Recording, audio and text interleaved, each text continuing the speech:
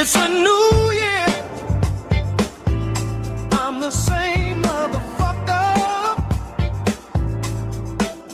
It's a new year. I'm the same motherfucker. Everybody wanna be brand new. Not me, I'ma do what I do. Ain't changing shit but the year I'm in. Same dope ass nigga I always been.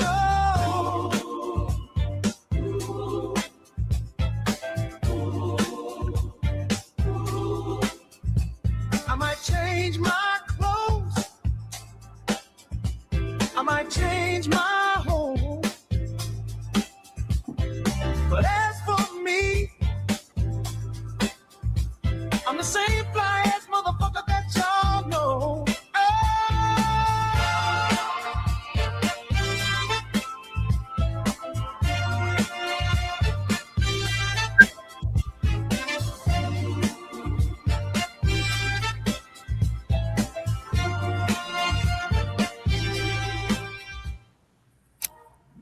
No.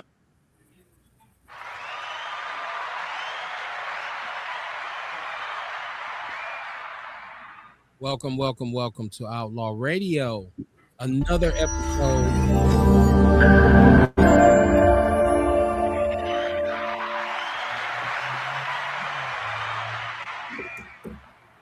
It's a new year, but I'm the same motherfucker. Kevin Barnes, militant with a microphone, the mouthpiece of the movement, aka the Negro Whisperer. Also known in some circles as the world-class smartass. I'm very happy to be here this evening.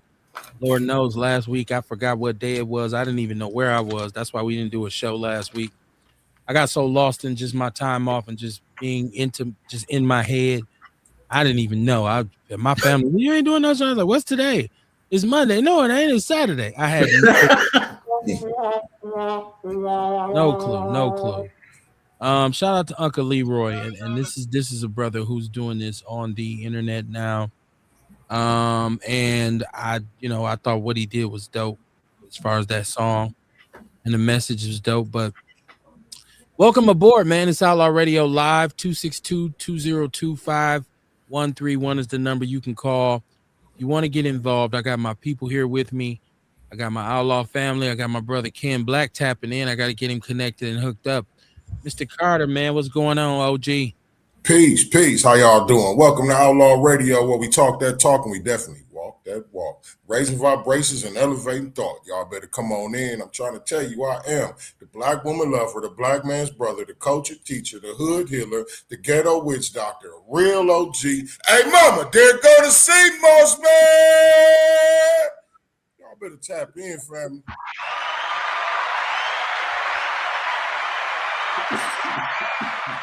Absolutely. Please support Black business. It's one of our pillars of our show. I also have the fact checker himself, Mr. ENC Jordan. Y'all already know who he is. If you don't know him very intimately. How you doing, man? How you doing? What's going on tonight? Without me saying much, I think you know how I'm doing, but I'm not going to say anything about it. But other than that, I'm doing pretty good, man. Obviously it's a new year. Blessed to be with you gentlemen as always. Yeah, I ain't gonna lie. I don't really get depressed about certain things, but I'm a little bothered by the thing I'm not going to mention. So, yay. Okay, so if anybody's wondering, we are from Wisconsin, specifically the 414 in Milwaukee, Wisconsin. God. And we just suffered an excruciating loss. And if you are really part of where we grew up at, to lose to the rival Chicago Bears is more than treacherous for us. And so there's a lull over the state of Wisconsin because not only did we lose in the first round of the playoffs again, but we lost to the Chicago Bears, which is just horrible way to end our season. Horrible. Even though half the team was on IR, you know what I'm saying? It's just there's horrible. a lot of variables. There's a lot of variables. Both y'all said that, man. Y'all absolutely right. The Packers play very well. I mean, Jordan Love. I mean, there's a lot of positives this was a lot. There was a lot of positives during the season, but we never wanted to end, and we never really wanted to end to the fucking Bears. And so I just want to say to people who talk shit to, like, I had a little spat. Shout out to Ewok. Ewok is from Chicago. And Ewok is a world-class shit talker such as myself. And so there's a sentiment that as a Packer fan, I'm depressed or I'm emotional, and I'm really not. I think Ian kind of put the right kind of paint where it ain't in terms of, yeah, you feel a lull. The energy is disrupted, but I don't take it personal. I'm not on the team. I don't live in Green Bay. I am an individual who is a person who I'm a man who loves football. The sport of football saved my life. Beautiful. And so I love football. And see, it's hard to talk about football with somebody who's never played it because it's so much they don't understand. And you waste a lot of time trying to explain, concepts and why certain things were done and why they move a certain way. So I just want to shout out everybody who, especially Ewok, who thinks that, because I don't own a piece of Packer apparel. I never have. I boycott the NFL for the most part for their treatment of Colin Kaepernick and just the way black men are objectified and commoditized. And plus, a lot of those owners are very, very rich MAGA specialists, MAGA Green Berets, right? So I don't really rock with the whole NFL like that. Like since it was the playoffs, I watched a couple other games. It's football. I like to see it. I like the way the whole thing. I love everything about football. But I think the Packers have some needs. And we see, and you have to if you support a team, be realistic about your team. See, this is the difference between fans and supporters. I knew that the Packers needed help at the cornerback position. I knew that their offensive line was not up to Super Bowl winning standards, and I knew that they were short some interior defensive linemen. Once again, if you don't understand football, you don't understand how important having two very good defensive tackles is. You don't understand how important that is to a defense. And you're starting. They suck everything in. Starting and backup center. Fuck that. Well, your left tackle, you got so many, like you said, Kamar, you got so many players that on IR. Look, they still play the game. Everybody got to deal with injuries. You don't make excuses when you lose. So it is what it is. I don't think the Bears are a Super Bowl winning team, but I will say a very long time ago, I looked at Caleb Williams, the quarterback for the Chicago Bears, nail polish aside, and said, hey, this dude is going to be a good quarterback. He has some real talent. And so, it's another black man winning, achieving. I can't, what am I hate, right? Like, so, fuck the Bears, but shout out to the Bears for winning. You know what I'm saying? For doing what they need to do. And it's so much hate. It's so much hate, man, within my own state. Oh, yeah. For the Packers. Like Yeah. You got people so you got fans, and they say we as fans are delusional. But I think that Packer haters are delusional as well. Like, you got people whose teams wasn't even close to being in the playoffs talking shit. Yeah. You know what I'm saying? And a lot of these dudes are fair. Most of them don't even got a team. Even if they do, there's like a lot of dudes I swear I never knew I had so many friends that was Bear fans all this time, my whole life. I never knew it. You know what I mean? Until now. Oh my God. They just come out the so bad. Yeah. Bandwagon fans. We call them ball huggers. Hey, before you move on, Kev, I got one question for you, because I had a football player tell me this today. Who better to you, Caleb or Jordan? And he was legitimately saying he felt that Caleb, and I wasn't arguing with him, just to keep it 100. And I love Jordan Love, but I was like, I see your point. He said that boy cold, man. He is, in my opinion, but he's not a better quarterback than Jordan Love. Okay. Anytime you add the element of being able to use your legs, it's going to throw any defense off unless they make some important adjustments. Yeah, for sure. Caleb Williams is a hell of a talent. He has a bunch of potential. Oh, yeah. At this point, he is nowhere near as polished. If he's contained in a pocket and doesn't get to break, contain, and run around, he cannot read. Right, he can't read a defense like Jordan Love. So he's not a better quarterback. for the system they have him in, and for the weaknesses that the Packers have. Oh yeah, he made him very good because the Packers have had problems handling quarterbacks who can run, and we've had defensive back issues, right? Because of and pass rush issues. So yeah, he looked. Now next week they'll play who? San the Francisco? Rams, and they're gonna lose. The Rams. Well, the Rams play a different style of defense. I think they're able to form a pocket, and I think that they have the speed on the back end to cover those receivers, like those cornerbacks. I think their corners are better than ours. But also, we have to be honest. As much as I have enjoyed watching Jeff Hafley with the way he coaches defense. The one thing he should have done early on, a long time ago, is there's a thing called a quarterback spy. I don't understand. You have speed at the linebacker position. I don't understand how he didn't have some kind of hot nickel package. And I'm talking football now, so you might not understand it. There should have been a hot nickel package with a spy. And so if Caleb Williams did ever break container, decided to run, he was met with some fire, right? And so not blitzing him, I'm saying a quarterback spy against all of the greatest quarterbacks. Randall Cunningham, John Elway could use his feet. Who else? Favre even at times. Favre even at times. Even Aaron Rodgers. You watch those games. With Randall, didn't they?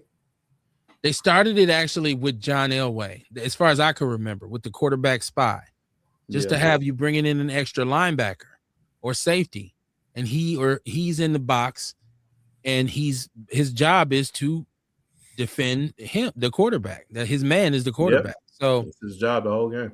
So I don't know why there wasn't that adjustment, but even on offense, there was some adjustments that weren't made. It's a lot of X's and O's. But I'll tell you, one of my coaching friends told me one time, he said, Barnes, we sit around and we make up a lot of schemes because we would come up with a lot of concepts. He said, I don't know if it's X's and O's. I think it's more or less Jimmy's and Joe's. So you got to have the horses, right? Like you can draw it up. I like that. That was good. You got to have those dudes who'll get it done. And the Packers just, like once Micah Parsons went down, I think we've seen the last of Rashawn Gary. I don't think Rashawn Gary has lived up to his accolades. I mean, I don't know when the last time he even made a play that impacted the game at all. There's some plays where maybe he got a hurry or something, but bro, you're here and you're 6'6" and you're 250. You're paid $20-something million a year. And you haven't made a play, not just a sack. And they said, it's tied now for like the longest period of time, like 7 games, bro. You can't do that. So, and Keyshawn Nixon, come on, son. Like cornerbacks, period, for the Packers. Just they got to get him. I wasn't surprised they lost this game. I actually thought the Bears had more than a fighting chance. Yeah, for sure. But I had hoped that the Packers, because I think Matt LaFleur is a hell of a coach. And I know they were calling for him to be fired, but that's how it goes in football, man. You like if he wins, he's the greatest thing since Vince Lombardi. He loses, so he's trash bag. Get rid of him. Like, come on, man. That's fair weather. No, he ain't a trash bag, but I mean next year, I think if they were healthy this year, and not being able to make adjustments in the second half and them losing the game, that would be one thing. But they were decimated by injuries. I think that plays a part. I hate to say it, but still, you was up by 18 points. That's like a double-edged sword. I don't know. I think he's going to get another year, and I think that'll be fair. He'll get 3. He's going to get an extension. And what I said about – yeah, they definitely going to keep him going, man. But, you know what I mean? Like I said, I don't think none of it's his fault, man. Like, you look at a bunch of the losses, you know what I'm saying? We could put that shit on a few of the players, different losses. You know what I'm saying? Which could the coach. Like even just the other night, you know what I mean? This motherfucker missed 2 field goals and an extra point. That's 7 points. Yeah, that's the game. You know what I'm saying? And then you got some games where they coming down the field on the last drive, 4th down. Keyshawn Nixon draw a motherfucking pass interference and keep the motherfucking drive going. You know what I'm saying? Like that's true. Like the Browns game, Jordan Love throw that motherfucking interception and shit at the end of the game. I mean, you know what I mean? A lot of that stuff you can't put on the floor. You ain't wrong. And then at the end, they decimated with injuries.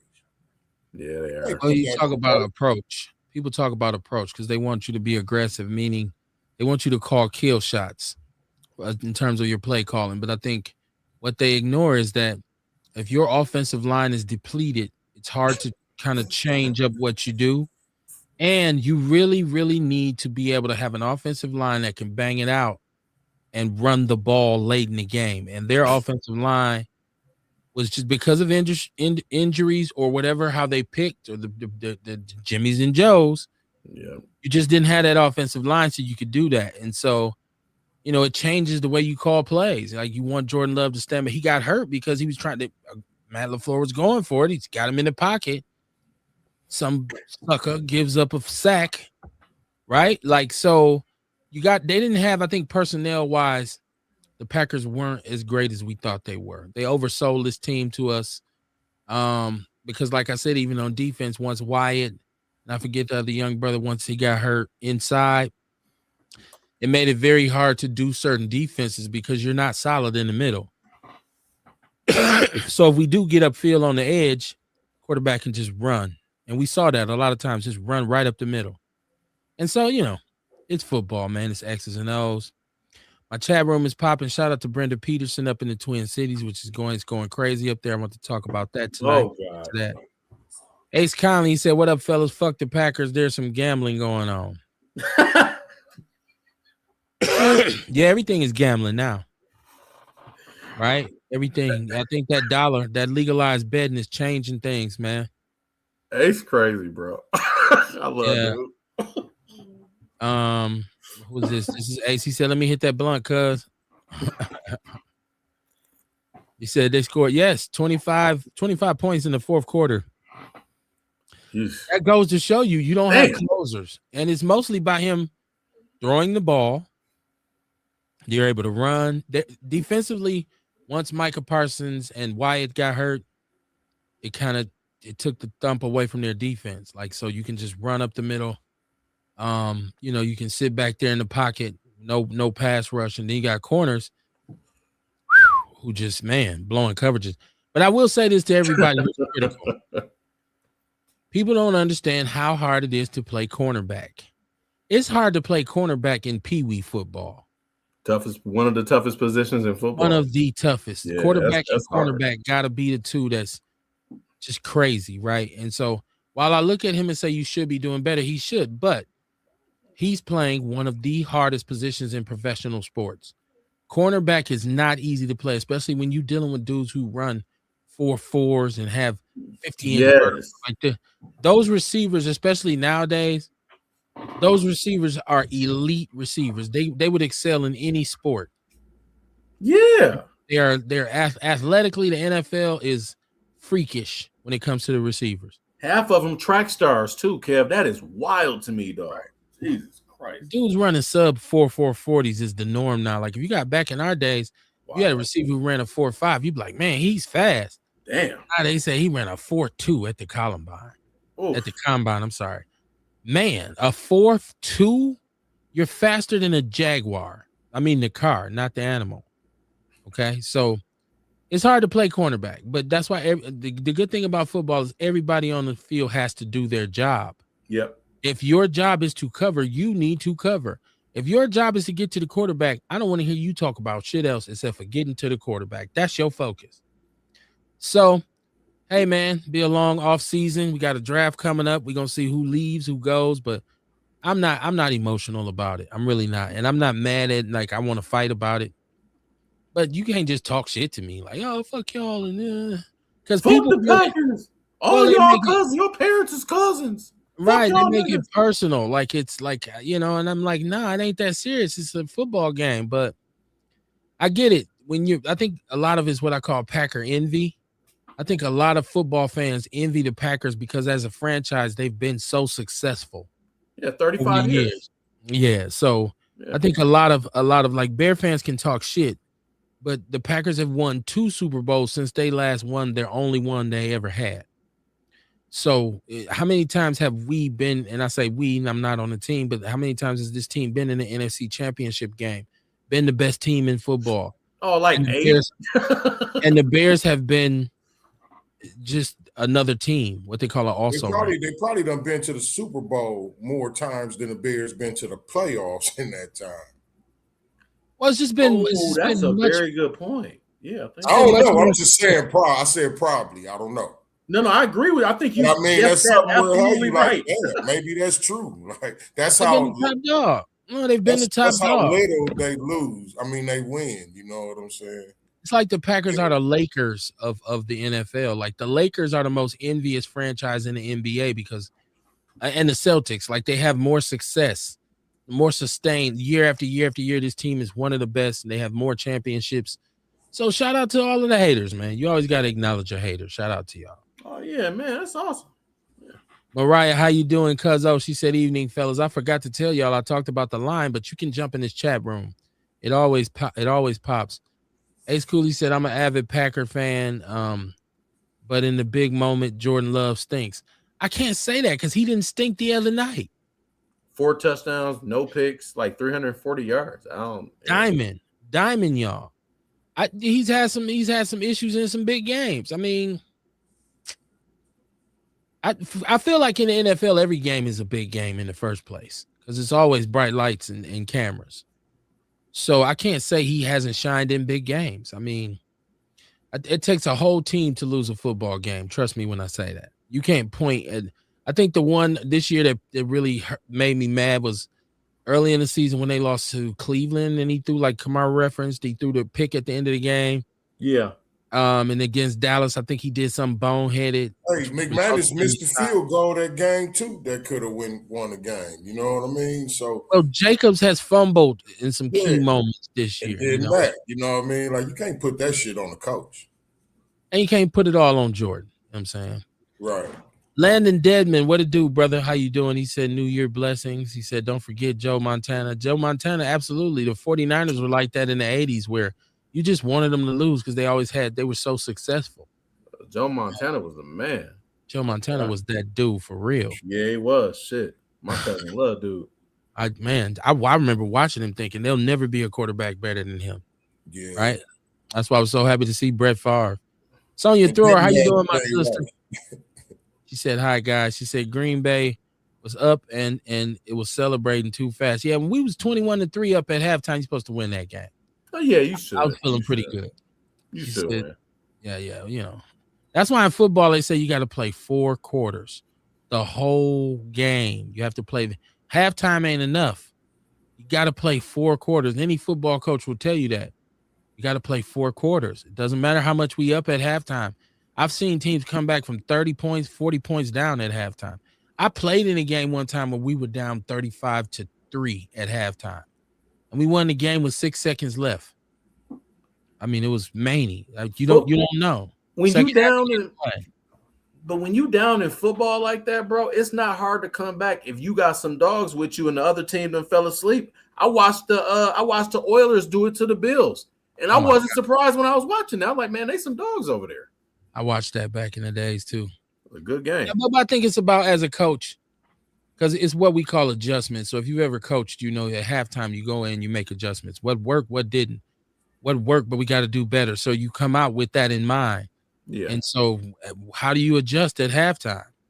And that's what's dope about the game. Like, because I can come out and say, you know what? We had the wrong idea in terms of our scouting report and what we thought we were going to do. Let's run something different. So it can be just we're going to change our coverages. We're going to change our blocking schemes, right? Like we're going to put more of an emphasis on running the ball, short yardage situations. And good coaches can do that. Dion said, hi, everyone. Dion is in the chat room. He said, hi, everyone.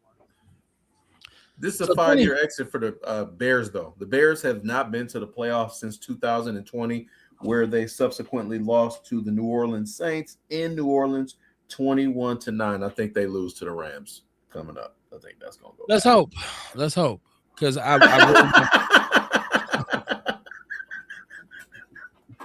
hope they lose because I want all Chicago fans to shut the fuck up. Kev, they gonna be on suicide watch.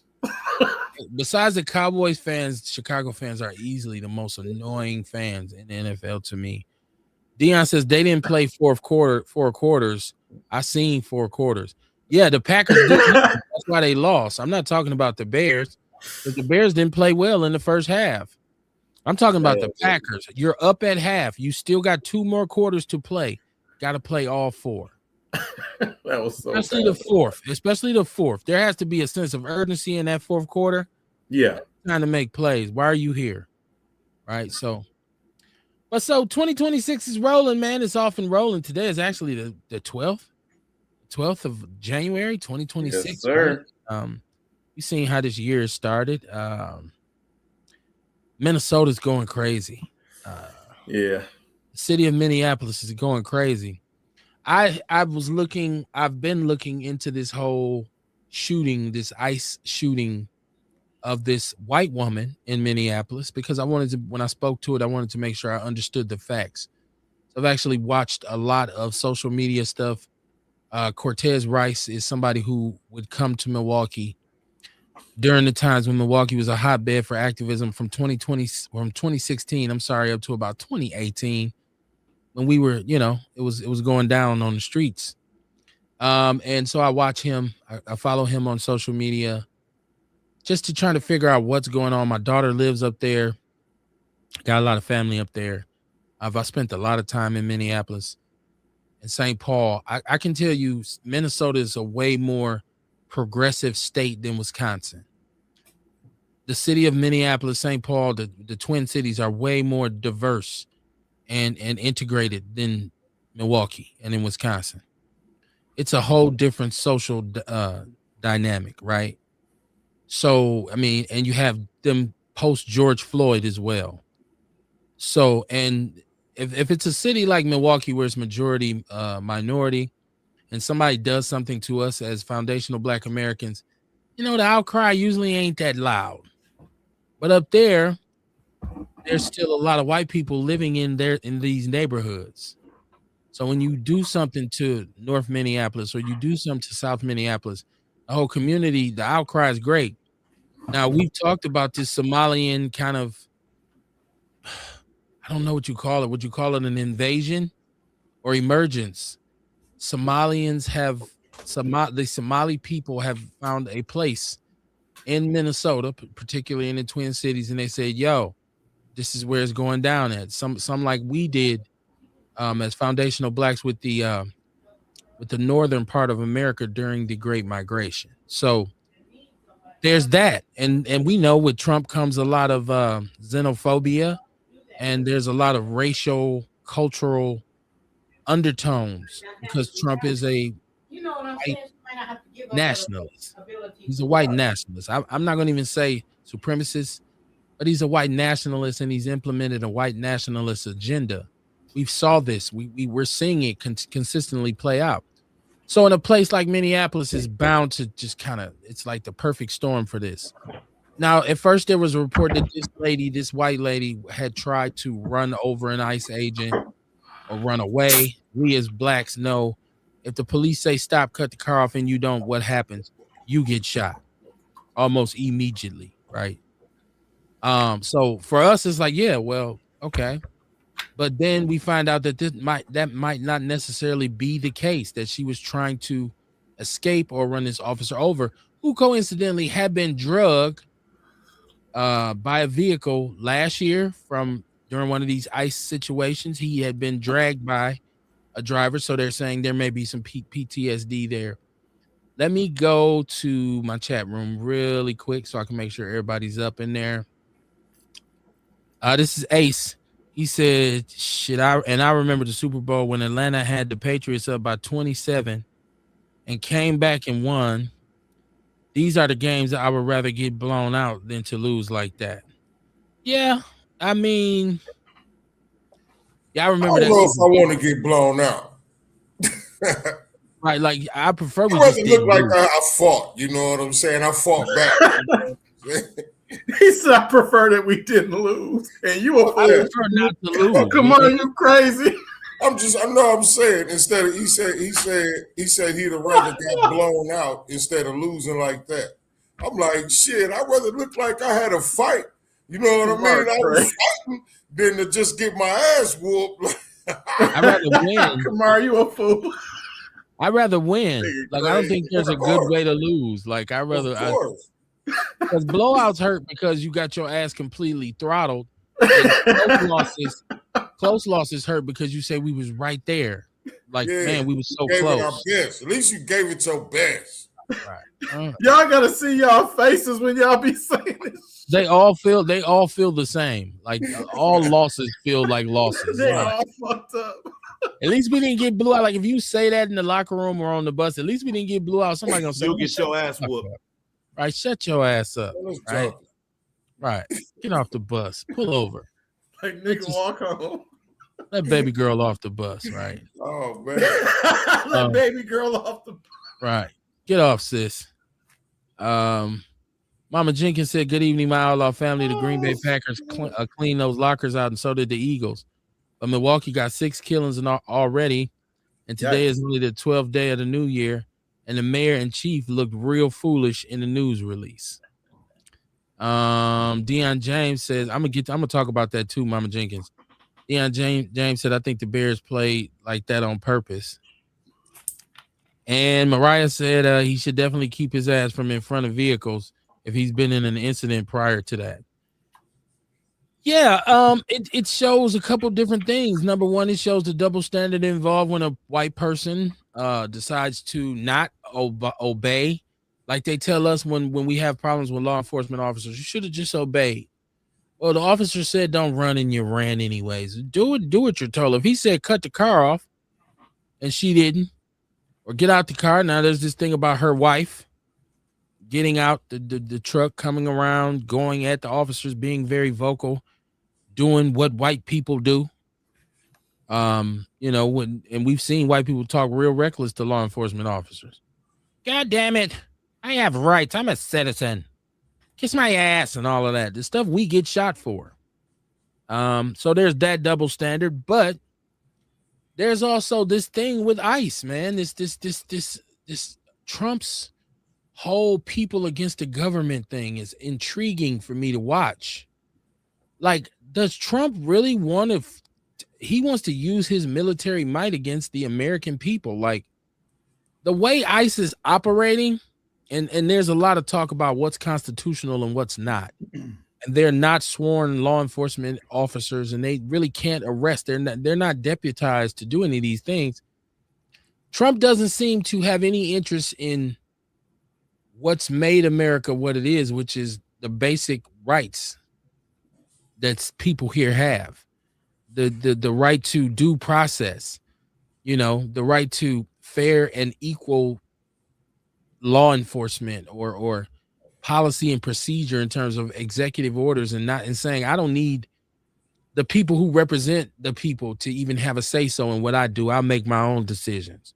Yeah, and I was gonna say too, Kev, we'd be remiss if we didn't bring up Philando Castile, if I'm saying his name right. Castile, yes. Castile, yeah. Remember in 2000, I know you do, but for everybody that doesn't remember, in 2016, he was killed in Falcon Heights, Minnesota, where he actually told the police officer that he had a permit for his weapon, and his weapon was in the glove box.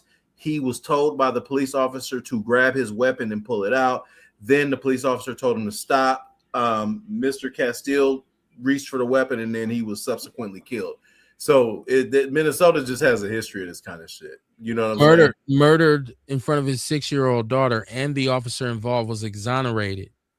And didn't really pay for this crime. So, and I always said that was more tragic because even watching Derek Chauvin choking out George Floyd, dramatic. But to watch the Castile, especially knowing that his 6-year-old daughter was sitting there, was a way crazier situation. Hell yeah, that was way more wild. Yeah, so yeah, you're right. Minnesota there's over the last 10, 15 years, there's been some issues there. Mariah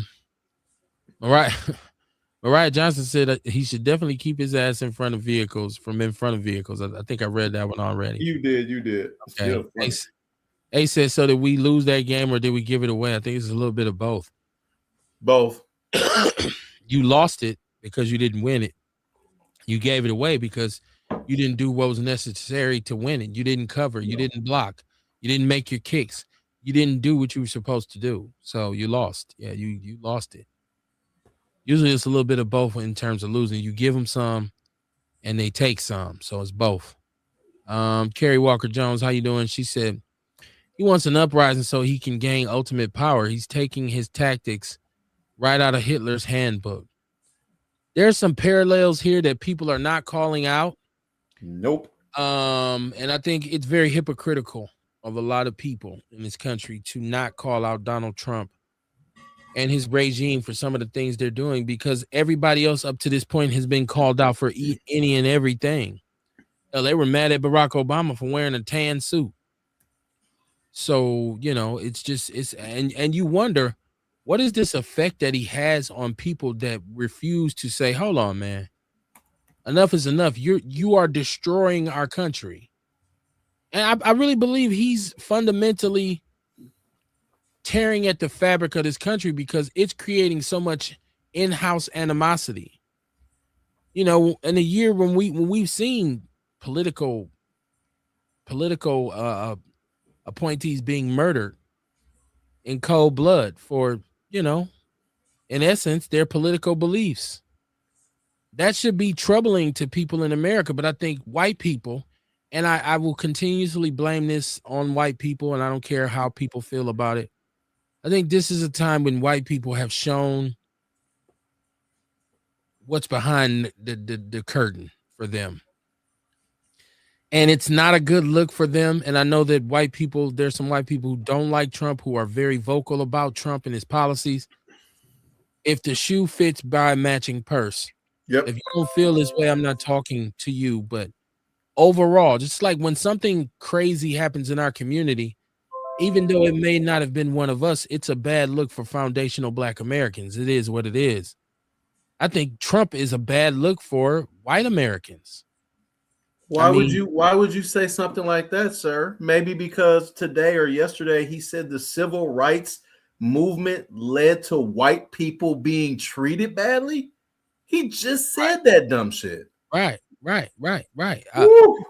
This whole crusade to uplift the morale of white people, it's racist in its very intention, because yes, nobody has been more mistreated than minorities in this country. Nobody. And most of the execution of the oppression in this country has come from white people. So it's like beating the shit out of somebody for 30 years, and then when they speak out against you, you say, oh, why everybody mad at me? You know what I'm saying? Like, white people have been, and the admission that you have wronged people for years, and there is white privilege in this country, you won't even admit it. You deny it, and you label people who speak out against oppression. It ain't just that you run this system, you perpetuate this system, this racist power structure. You won't even admit it. And we can see it. We can see it. You know what I'm saying? So we see you. It's just not all of us. I said this a million times. Everybody on this planet is side-eyeing white people right now. Because guess who the majority of Donald Trump supporters were in terms of voting? White people. White men. White men and white women. And so, yes, we're looking at you funny because your ultimate, I don't even know how to describe the way people have been treated in this country who are not white for the last 90 to 150 years, right? At the hands of the powers that be, which are 1%ers, blue bloods, white people. Let's go. Let's get it in. Is egregious. Yes. Think of all the wars, all the occupation, all the strife, the violence. At one point, you hanged people, and it was cool for you to do this. You hanged a certain people just because they said, hey, we like to vote. We pay taxes. Why can't we vote? You said, fuck that. Let's go hang him from a rope in front of his family, in front of the world. And you're unapologetic about it. And set him on fire. And most of these people, like I said, were exonerated by your court system, your justice system that you created and implemented. So yes, we do look at you white people and say, y'all on some shit. These and also a lot of these brothers, man, and sisters that support this dumb shit too, man. I don't, Kev, I've gotten to the point where you had made a comment a while, and I brought it up when I was talking on Fuck Your Feelings Friday. I brought up, I was talking about you and your wife, how you got your wife, and you talked about how you studied her movements and pursued her. I'm like, motherfucker, that's what you're supposed to do, right? But I also brought up too, where when it comes to this specifically in regard to just these people that look like us that just don't seem to grasp the seriousness of the Trump regime, dude, this is some serious shit. He is destroying the fabric of America. But I don't understand why it's obvious to like me and you, and then these other people. It goes to, you said you move yourself. If a person is on a different wavelength than you just act like they don't exist. You know what I'm saying? And these people are not serious to me, Kevin. I don't take them serious at this point. They're not serious people. I don't even try to go back and forth with them no more, brother. I just can't do it. I just look at them as just they're just not very intelligent. I don't know how else to say that. It's very sad. Yeah. Mama Jenkins says, what I really don't understand is the statements that's being released from the people that are Trump spokespeople. Exactly. Brenda Peterson saying, Mariah, that's true. She said he's terrorizing Minnesota. Yeah. And once again, she lives in the Twin Cities. She said, I've seen too many abductions. I don't know any of them, but it's most definitely traumatic. I think Mariah's agreeing with me when I said he's tearing the fabric of America up. Dion says, we said it, bro. Project 2025. Yeah, that was a racist agenda. And it was there. So it's not like anybody can say. I think that's another reason why we kind of side-eye white people who complain now, because we say, well, y'all knew what he said. He told you what he was going to do, and he followed up with it. So, and actually, it's not even his first rodeo. He was president before, and it was a shit show. Yes. And you voted for him again. Ruben Anderson, how you doing, my brother? He said, what's good? Ruben, what it do, man? Welcome to the show, part of our Outlaw family. Yes, sir. Yes, sir. Ken Black was trying to get in. I don't know if he said, man, I can't do it, and just dropped out. Love to hear what Ken has to say. Dion said, I've been right about them bastards forever. You have been. Earl Henning says, fuck Donald Trump and his friends are full of shit. And Mama Jenkins said, well, this time they murdered a white woman. I read today that a full investigation is coming, but who will be leading it will remain to be seen. But again, FBI. This is a white woman. Dion said, try 400 years of oppression and mistreatment. Shout out to Game Changer 5450. He said, no one in our government cares about us. Shout out to you. I said him, you could be a female. Appreciate the support on YouTube. Really, really, really love that. Please share the show, y'all. Yeah, for so long, it's been, what Michael Jackson said. They don't really care about us, right? We've seen that. But I think Trump has gone to show what he's really demonstrated is the line between haves and have-nots. Because I believe I believe he's a champion for the wealthy. Yes. And most of his policies benefit wealthy people. True. Right? So we always said that he wanted a civil war, but it seemed like a war that would be between poor people and wealthy people. And for the longest, there's been agendas in this country that kept us from being able to fully participate in the economic empowerment. We look at this oil thing, and you didn't hear a whole lot of wealthy people speaking against it, because they know that one of the things Trump is going to do is always look out for people who are wealthy.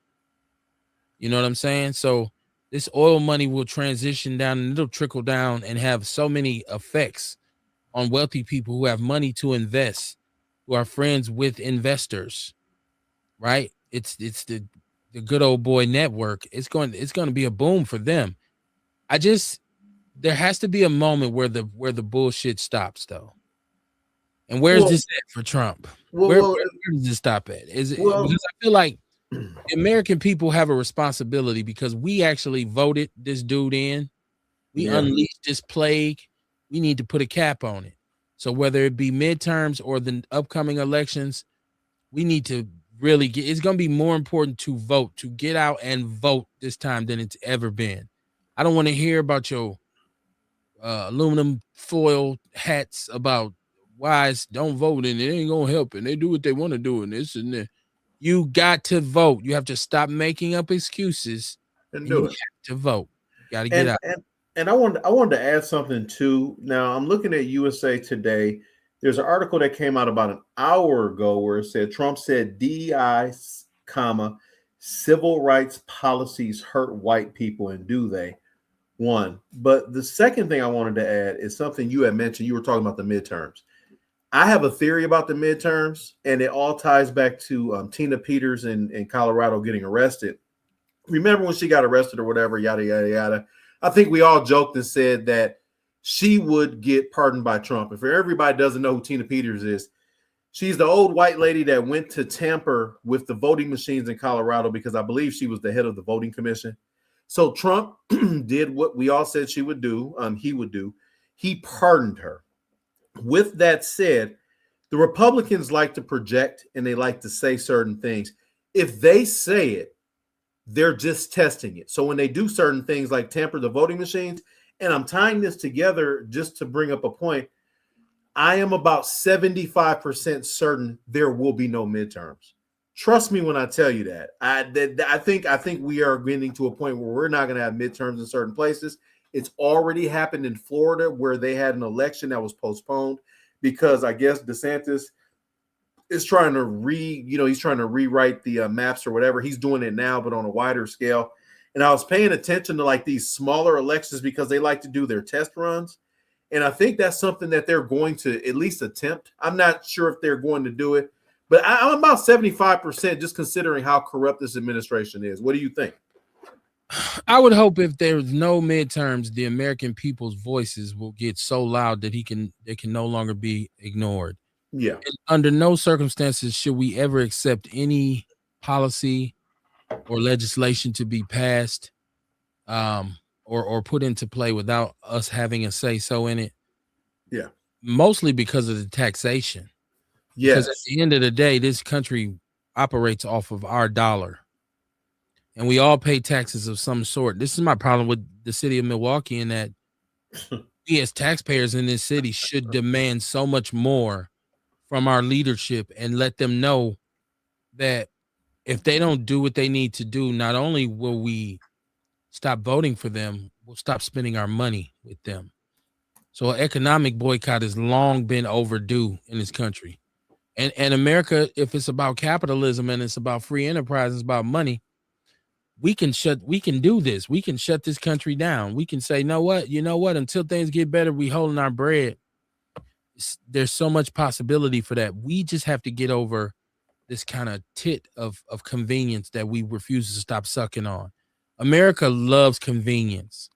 And it's a place where we reward you for coming up with something that's convenient, like fast food, like microwave food. Like, that's why our diet is so bad, because we love convenience and shit. If I can get a double burger and some fries and a soda made in 5 minutes on my way home for less than it would cost for me to go to the store, get the meat, get the food, come home and cook it, it's more convenient. So yes, we're gonna eat. Gluttony is big here. Let me get a triple Whopper. Let me get, let me get a meat lover's pizza with every kind of meat in the world on it, and it comes to my door in 15 minutes. And I paid $7, $8 for it. Like I'm saying, convenience for us is a big thing. True. You know what I'm saying? That's why we eat food out of a microwave. We literally take food and put it in a box and cook it with radiation. Because I want it done faster than it would take on the stove. So if we just say, you know what, let's stop wasting money, I think the American government will be forced to say, hey, wait a minute, because then you don't have the money for your military. You don't have the money for your bombs and your missiles. You don't have the money to give Israel, and support your Zionist agenda. Excuse me. Game Changer, I got you. Game Changer says, I've been a felon most of my life. I've never voted ever. I think there's some credence to the need for easing up restrictions on felons being able to vote. Because who's affected by that? Mostly, it's us, because we are disproportionately convicted in our court system for crimes that our white counterparts don't get as severe penalties for. That should be something that we should be saying. That's a grassroots movement. I heard Orlando talk about that when he was on about 6-7 months ago. He said that they were working on trying to let felons know that they could vote again. I do recall that. Felons can vote as long as you ain't on supervision. I'm a convicted felon. You can vote. Okay. As long as you ain't on no type of supervision, you can vote. Oh, that's but dope. Certain states, you can't vote. Like in Florida, you can vote, but you didn't have to pay all your supervision fees, all that shit up. Because remember, I don't know, well, y'all probably don't remember, but a couple years back when they did pass that law, and LeBron James and a bunch of other people were trying to pay up the supervision fees to people, and Florida came up with all these other hurdles. But yeah, you can, in the state of Wisconsin, as long as you ain't on no type of supervision, you can vote. Okay, that's Dion on the line. That's actually pretty fucking cool. Earl Henning said, go get your own gas station and get your money up. Yeah, the economic development, the economic empowerment is something we need to start to demand. We have to come up with some anti-poverty initiatives, especially in a city like mine. And I've talked about this all the time. You want to practice violence prevention. I want to practice poverty prevention, because I think poverty brings a mindset that encourages crime and dysfunction. That's hand in hand. Yeah, hell yeah. Game Changer says that's one way to show them we're one. Mama Jenkins in the chat room. If you want to get in the chat room, please hop in, y'all. She said, is ICE out there in AZ locking people up? Trump is scared of the midterms because he knows if he loses, his ass will be impeached and shit will turn back around. He said so himself about being impeached. I've heard him say that too, like they want to impeach him. Yeah, yes and no. As far as in regard to him being impeached, what is that really going to do? The thing is, if they don't win the midterms, that's if we have them, he's going to be a lame duck president. That's not cliche. He won't be able to get anything done. If they lose the House and the Senate, it's a wrap. They won't be able to get ideally, exactly. So I don't know. I mean, it's some people out there, like for instance, you got 2028 for the Republicans. It's a few different ways they can go. They're gonna have Rand Paul run. They will have Ted Cruz run. He's a Trump sickle fan, so he's not going to do very well. He'll get about 5 to 7% of the vote. But there's a guy, and I want you to remember this, Kumar, Kevin. There's a gentleman by the name of Charlie Baker. He's the head of the NCAA right now. He was the governor of Massachusetts. And the reason I bring him up and why he's appealing is he was a Republican in a Democrat state, and he had a 70% approval rating. So that's if the Republicans want to get rid of MAGA and all of this bullshit, that's the direction that they'll go. And I think Charlie Baker, he's 69 years old. By the time the election comes up, he'll be in the 70s. That's common for, presidents and whatever. And the Democrats have Gavin Newsom. We have to put an emphasis on being anti-MAGA anything. Yes. In the future, anything that looks like this should be alienated and ostracized. Yes, sir. We should say we don't want that. We never want this again because of the calamity that is our leadership right now. Landon said, I like warming my food up in the oven. Yeah. Me too. That's what I'm speaking of. Yeah. Convenience. Like I said, look, I'll throw something in the microwave in a minute. I mean, yes, it's convenient. My food, you want your food warm. So yeah. That's what I was saying about, us. We forgive people that voted for Trump when they knew what this man had in store, but like my girl, her dad, her stepfather, he a Republican, but he's not a Republican in the sense of he understands the policy of Republicans. He's a Republican in the sense because he's an older guy and me and him was talking.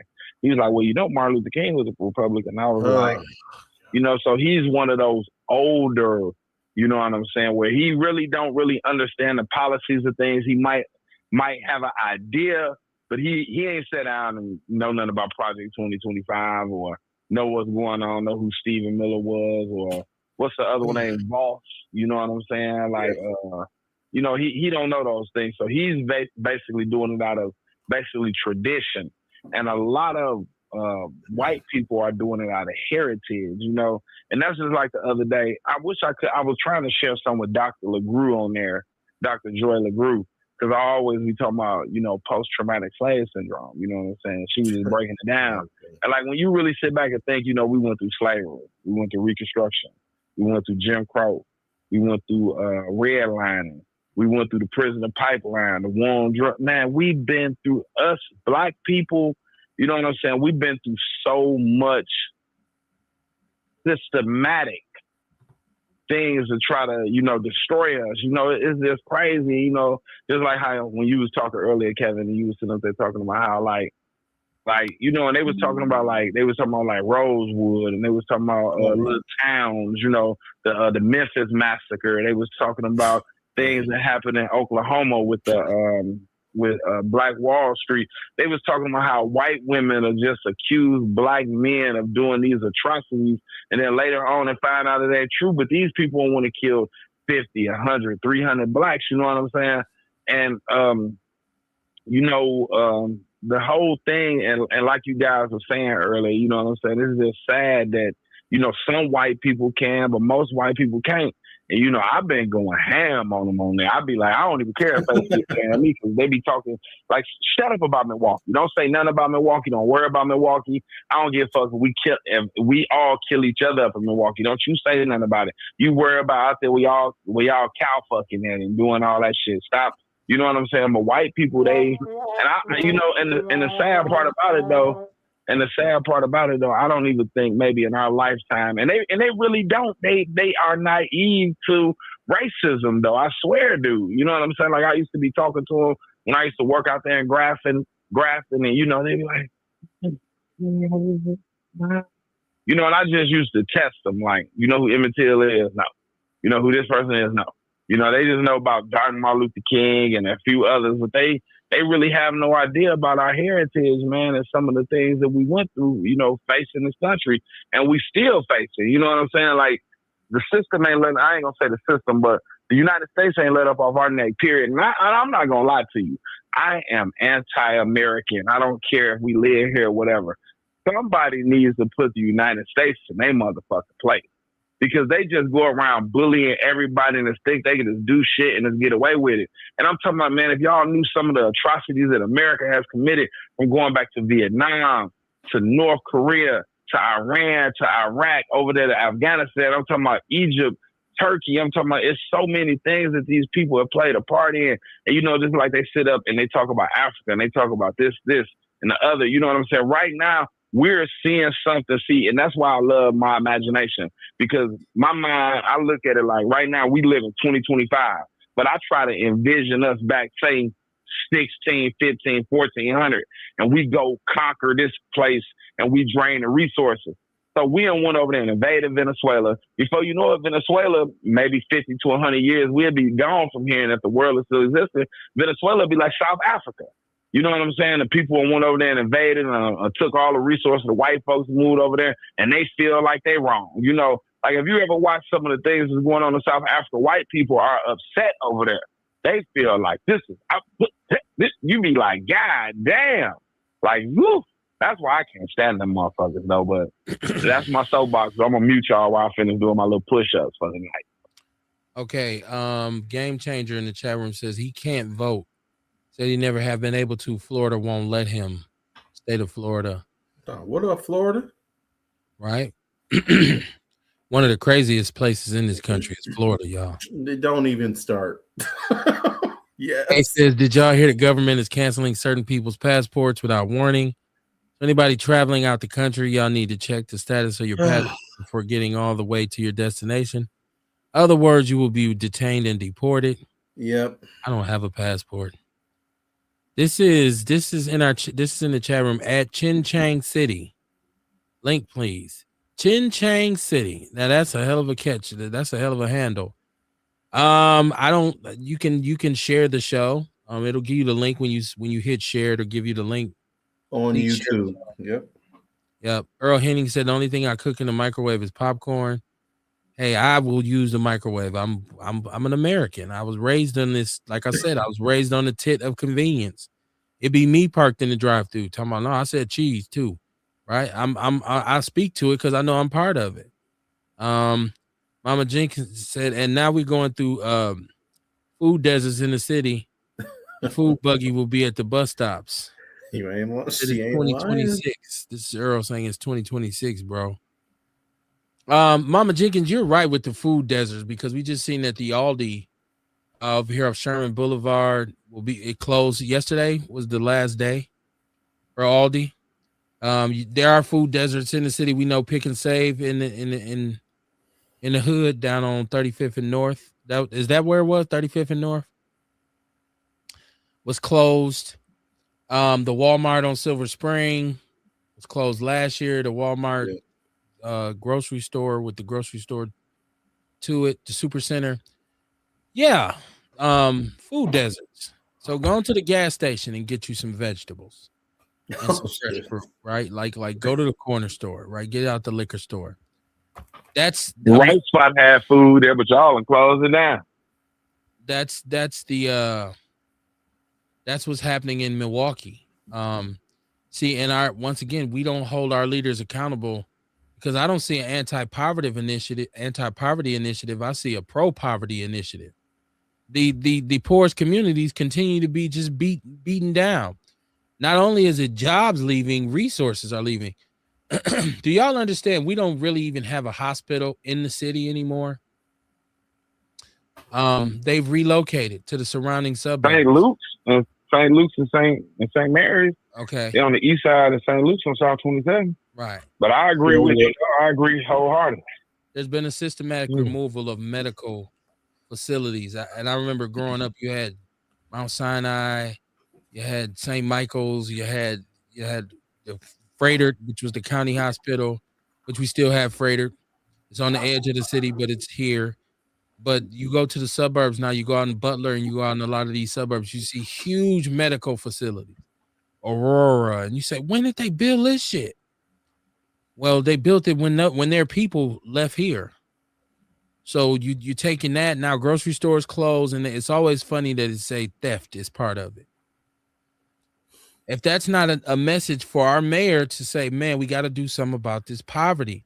The press conference he just had with the police chief, and they talked about how crime was down, but homicide was up 8%, and they're talking about one of the biggest shocking factors of the crime in 2025 was the emergence of youth crime, young people being involved. I think it's 57% of the homicides. And they're saying, well, this is about arguments and this kind of thing. And well, yeah, it's about arguments because you're all fighting for the same crumbs.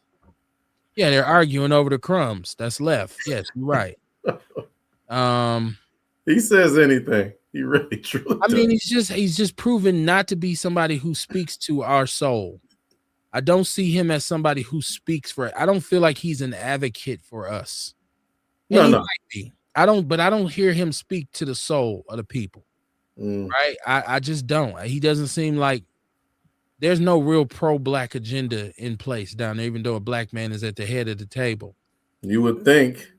Landon, you're right. The air fryer is a revolution. I'm just working a job. It's just a job, Kamar. That's exactly, Kamar. You go punch the clock.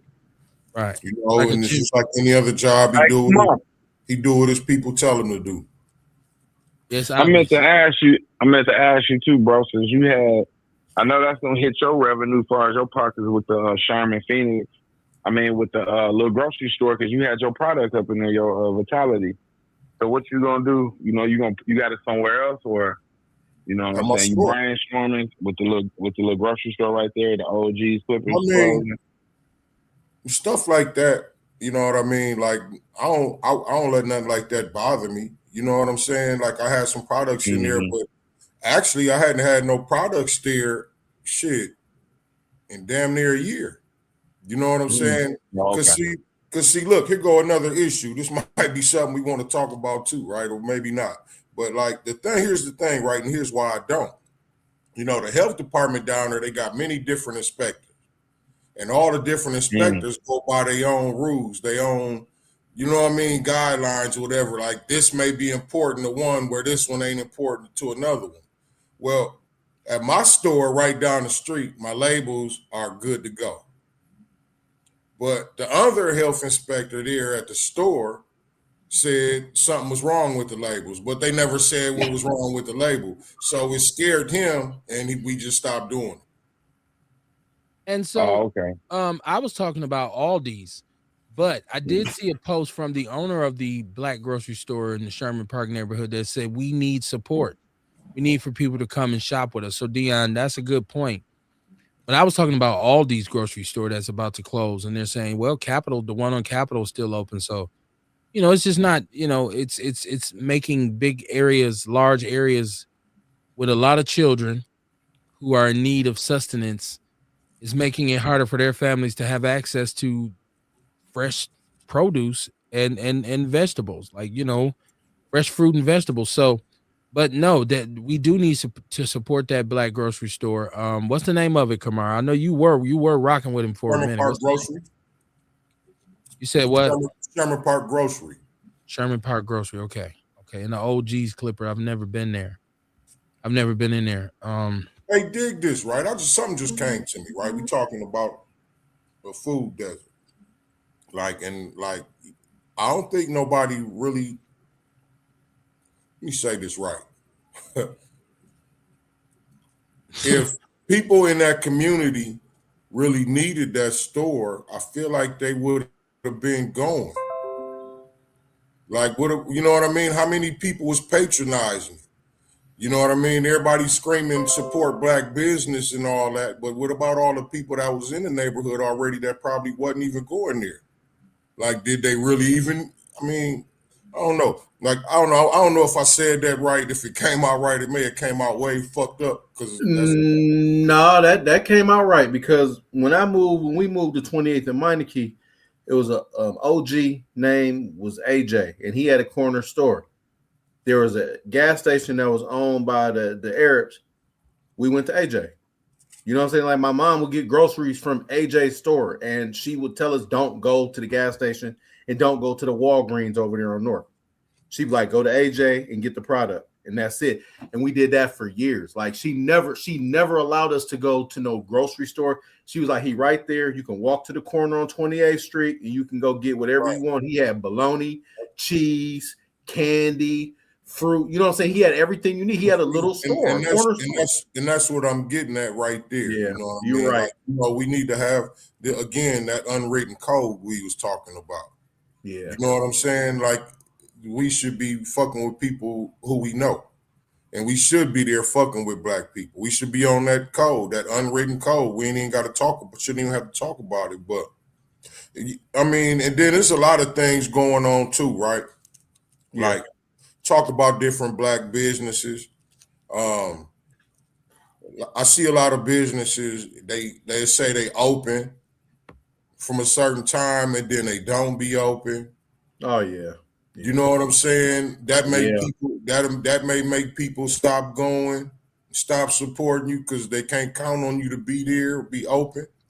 You know, you ain't never lied about that.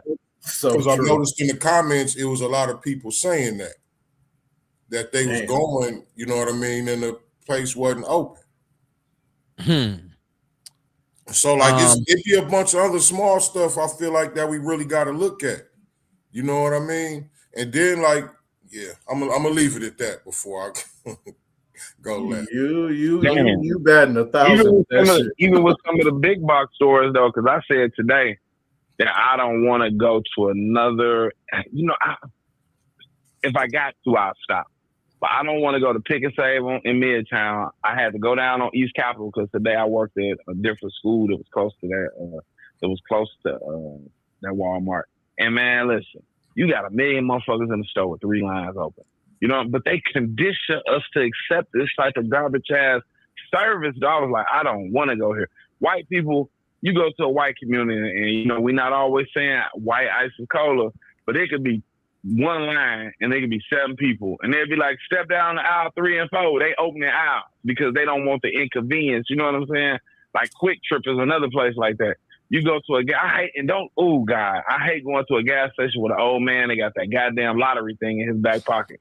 You gonna fuck around and be late for work. You know what I'm saying? You gonna fuck around and be late for work. I just don't want to go there. And like in the Pick and Save in Midtown, they really need to close that. Them hoes got some stinking ass attitudes. They don't want to open up. Like the other day, we was up there and the line was back there to the meat. The line was back there to the meat, and they didn't even want to. You know what I'm saying? Like why we patronize these places? And I ain't gonna lie, I'd be happy when a grocery store closed in our community. You know what I'm saying? Because I'd be like, fuck them. I don't care about them losing. They'd be like, the people losing their job. Nah, y'all should have been willing to come to work, greet a motherfucker with a smile, with a Coke and a smile, and act like y'all wanted this motherfucking money. Y'all come up in there, y'all got stinking ass attitudes. Y'all to sit there on the clock watching other people struggle trying to get in line. Y'all know y'all can be opening these lines, so goodbye to you. Fuck you. You know what I'm saying? And I'm gonna be right. another thing too. Like as far as me, another thing I don't like. I don't know, man. I just be feeling like when black people run shit, it just ain't. I don't know. I hate to feel like that because I love my people. Like with MPS ain't nothing but a big ass playground, kiddie playground. If you know this person, you can move up to this rank. If you know this person, you know what I'm saying? It ain't nothing on merit. It's just about who you know, who ass you kiss, who this, who that. You know what I'm saying? I'm like, man, I'm only gonna be at this motherfucker 2 years, get this title, and just move on about my motherfucking business and go work. Goddamn it, I go to Wauwatosa, Waukesha, Greenfield, and I don't even care if the white people look at me funny. You know what I'm saying? At least I know that shit gonna be ran straight. It's gonna be ran good. It ain't all that old bullshit. And they might have the little sneakers in the back room, but MPS is blatant in your face. Like, if you don't kiss my ass and jiggle these balls, then, you know, whoop. I'm about to mute y'all. I got 2 more sets of these. Hold on. Landon Dedman says St. Joseph's is terrible. My experience with St. Joseph's has not been good. You know, I've just had some bad experiences with them. I wouldn't, if I'm sick, I'll say, don't take me there. Take me to Prater. Don't take me to St. Joseph's. Damn. Ace Cooley said, let's not forget what we did to Libya on Obama's watch. As a matter of fact, Muammar Gaddafi was trying to give the FBA $1 billion, and then Pecker Woods blocked it. So I definitely understood Dion's frustration. I don't want to hear anything else about us pulling up our bootstraps. That's been nom de guerre for a long time. We've been had to get rid of that. Earl Henning said the way you kill some people, bad food and no food. Yep. Mama Jenkins says yes, and the Pick and Save on Silver Spring also, but I went to Syndic last week and they take food stamps now. They're building a new one on Silver Spring. I asked them when did they start taking food stamps, and the clerk said after the pandemic. Kerry Walker Jones, I like Syndics too. It's very expensive, but they have a lot of good food in there. Yeah, they do. Kerry Walker Jones said, I ain't even seen his ass kissing no black babies in the hood either. His ass come from these hoods. She's talking about our mayor. Yes, she is. Landon said Pete's grocery store on 3rd and Center is nice. That's Arabone, I believe. She said, this is Kerry Walker Jones. She said the Sherman Park grocery store wasn't inviting and it didn't have clear open close time availability is important. He said message ain't this is Landon. He said message ain't nothing but a big old daycare. I think he's talking about MPS. Mama Jenkins in the chat room. I told y'all this chat room knocks. She said customer service is fucked up when it comes to Midtown. Is the raggedy, unprofessional stores in the city. I almost went to jail at Midtown Pick and Save because I was gonna beat the clerk bloody. Oh God, not bloody. MPS ain't nothing but a big daycare. See, I thought that's what he meant. This is Earl Henning. He said when people get their food stamps, go get your food there. So I wanted to start off by speaking to customer service in some black establishments.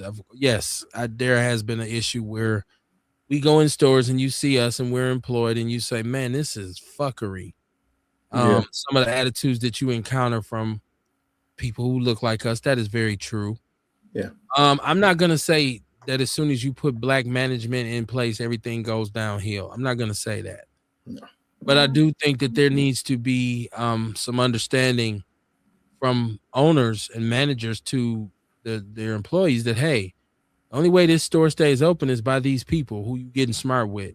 And I've encountered a stank attitude from a cashier before in the store, like at fast food restaurants, and horrible service, right? Like, but I've also encountered that in white establishments as well. Yes. I don't want to say that it's all black. Everything black is bad. No, it's not. In terms of MPS, MPS has been a very, very deep black hole, especially on essential services. It has for a very long time been a black hole in terms of red tape and just being a place where this is not operated efficiently. Like they made a mockery of themselves. It was last Friday when employees didn't get paid when they should have. Ooh. I worked for MPS about 7 years. I worked with MPS longer than that. And I've seen some crazy things in terms of their management, but it's such a large system and it has so many different points. It's hard to manage all of that at once. But in terms of what Dion said, I think merit is rewarded in MPS every day, especially as a teacher. The more advanced degree you get, the more money you're going to make. I can never say anything bad about MPS teachers because I worked with them for a very long time, and I understand that you get what comes through the door. It's not a draft. You don't get to pick students. If your school is in 53206, you're going to get students from 53206. Yes, so, sir. But I do think that there's a good old buddy system, but that's with Milwaukee, period, where there's a lot of agencies and organizations where they're rewarding their friends and their cousins and their nieces and their baby daddies, and not necessarily, I mean, look, our black media is one of the prime examples. Who really gets to get on the microphone here? Who really gets to be heard? Who gets to speak? There's a circle of people who are friends, and there's some gatekeepers involved. Yeah. I've encountered them. I've dealt with them. I'm still dealing with them. So yeah, that's everything. And you know, white people they do that better than anyone. They hire their partners. They hire their friends, right? Like it's a good old boy network. So they do that as well. So I don't want to say that it's just black people, but yeah, you know, I think I wanted to chime in on the management thing as far as running a business. Like for instance, I was an assistant district manager at Family Dollar years ago, right? So I learned a lot about the service industry, and it's a very hard industry, make no mistake. But as far as like with my cleaning business and the level of professionalism that you're supposed to have, like if you know you have a job to be at, you be at it on time. It goes to what OG was saying. Like if you say you're going to be open at 9 o'clock, your people need to be there at 8:50. You know what I'm saying? At least in the latest. But I wanted to add one point. Like with my staff, it's about 14 people, and I have embedded in our staff that they don't work for me. We are partners, because without them, our members, we don't get paid. You know what I mean? We don't have a business. We don't exist. So people have to understand that you view them as equals.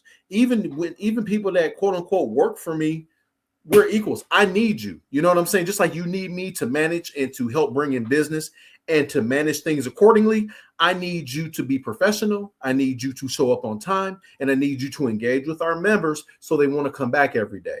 So that has something to do with leadership, because if you're at a Pick and Save, for instance, and you have John that doesn't give a fuck about what's going on, and he's going to have his staff, which will probably be about 7 or 8 people, depending upon the shift, to where they're not going to care either. And then you're going to have long lines. You're going to have the things that Dion was saying and that you and Kumar were alluding to. So that's really, I think the problem has more to do with the leadership. And it's funny because you said that a few weeks ago. Remember about Milwaukee? You was like, what do you think? Is it the mayor? And y'all asked another question too. And I was like, man, ooh. I just don't. It just sounds like the lack of professionalism is the issue. So let's say this too. Some of y'all go into these stores and you want to talk down to the people who work there. Tough job. There is some customer service issues, but there's some customer issues Sure. because I've Oh, seen yeah. people try and talk down. I've worked in retail before. I've seen people come in with an attitude and just act just like because I'm spending some money here, I get to shit on you at my behest, and that's not true. That's horrible. So, but there is a need for our young people who work in these stores to say, I need to represent this in a different way, right? Like, because man, Popeyes just stands out in my head because Popeyes is so horrible. Like, and it's like the people who work in Popeyes are horrible. Which like, one? Don't say all. I haven't seen a good one. I've yet to run into one that's consistently dependable. You know what I'm We saying? got some good ones here. KFC horrible too. KFC too. I remember one day I go to lunch, the motherfucker gonna tell me that we open up at 12:30. I said online it said 11 o'clock. They said we open up at 12:30. Like I ain't all three KFCs, one on 60th, on Lovers Lane, He told you that. and the one right there on 3rd Street. You know what I'm saying? Like they got they tried to charge me $8 for a pot pie the other day. I said the pot pie was $4.99. When they go up to $8, I skied it off on that. Yeah. You know what I'm saying? Like, you know, sometimes because I don't bring lunch to work. I eat out every day. You know what I'm saying? I mean, I don't know how that sounds, but I eat out every day. It is what it is, right? Like however you you get your sustenance. But I can agree with you. Popeyes. One time my son and I went through the drive-thru at Popeyes, and she said, well, we don't open till 12. And I'm like, it's almost 1 o'clock. She said, we still ain't open. So it just pulled off. I mean, it was you're the one who lose money. I'll go to another place, right? Like I don't spend my money in places where I'm disrespected at. So, and we've all had a somebody on the speaker talking a little jazz, and you pull up to the window and it's like, oh, you know what I mean? So yeah, customer service, man. But it ain't just black places. Let's not just say that that's only where black. No, not at all. I've had some white people handle me very rough in stores. I've walked out of some stores like I'm not fun. You need to go talk to Jim over there. He got an issue. Landon said he approves this message. We appreciate that. Please share the message, share the show, y'all. Share the show. Ace says, yes, Kev, you're right about the gatekeepers, them boule ass niggas. Earl Henning said, find support for your health goals in the wellness marketplace, black people. I wanted to speak to what Ace is saying about, and I don't, you know what, I'm not as bitter as I used to be about it. I used to be very bitter about the fact that I feel like we should have, I should have been given an opportunity, still feel this way, that I should be given an opportunity. But I don't think I appear to make it seem as if I play well with others. And I don't, because more often than not, I'm on my own shit, right? I'm wrapped up in my own doctrine. And I think people might believe that I may be hard to work with, or you know, my bullheaded, my stubbornness will prevent me from being a team player, which is not true. It's one thing that I think at one point people thought we were stigmatized by profanity that we may use on the show. And like I've said a million times, you would have to be a total incomplete nincompoop to think I would come on to terrestrial radio knowing that there's an FCC and knowing that there's regulations and just do Richard Pryor, do my greatest. You would have to be an idiot. It's like saying to me, I don't know how to conduct myself. I understand very well time and place, and also understand context. But once again, I think it's about who you know, and a lot of times it ain't what you know, it's who you know. So I do believe that the gatekeeping in our city, because it's very rare for one of us to get put in a position.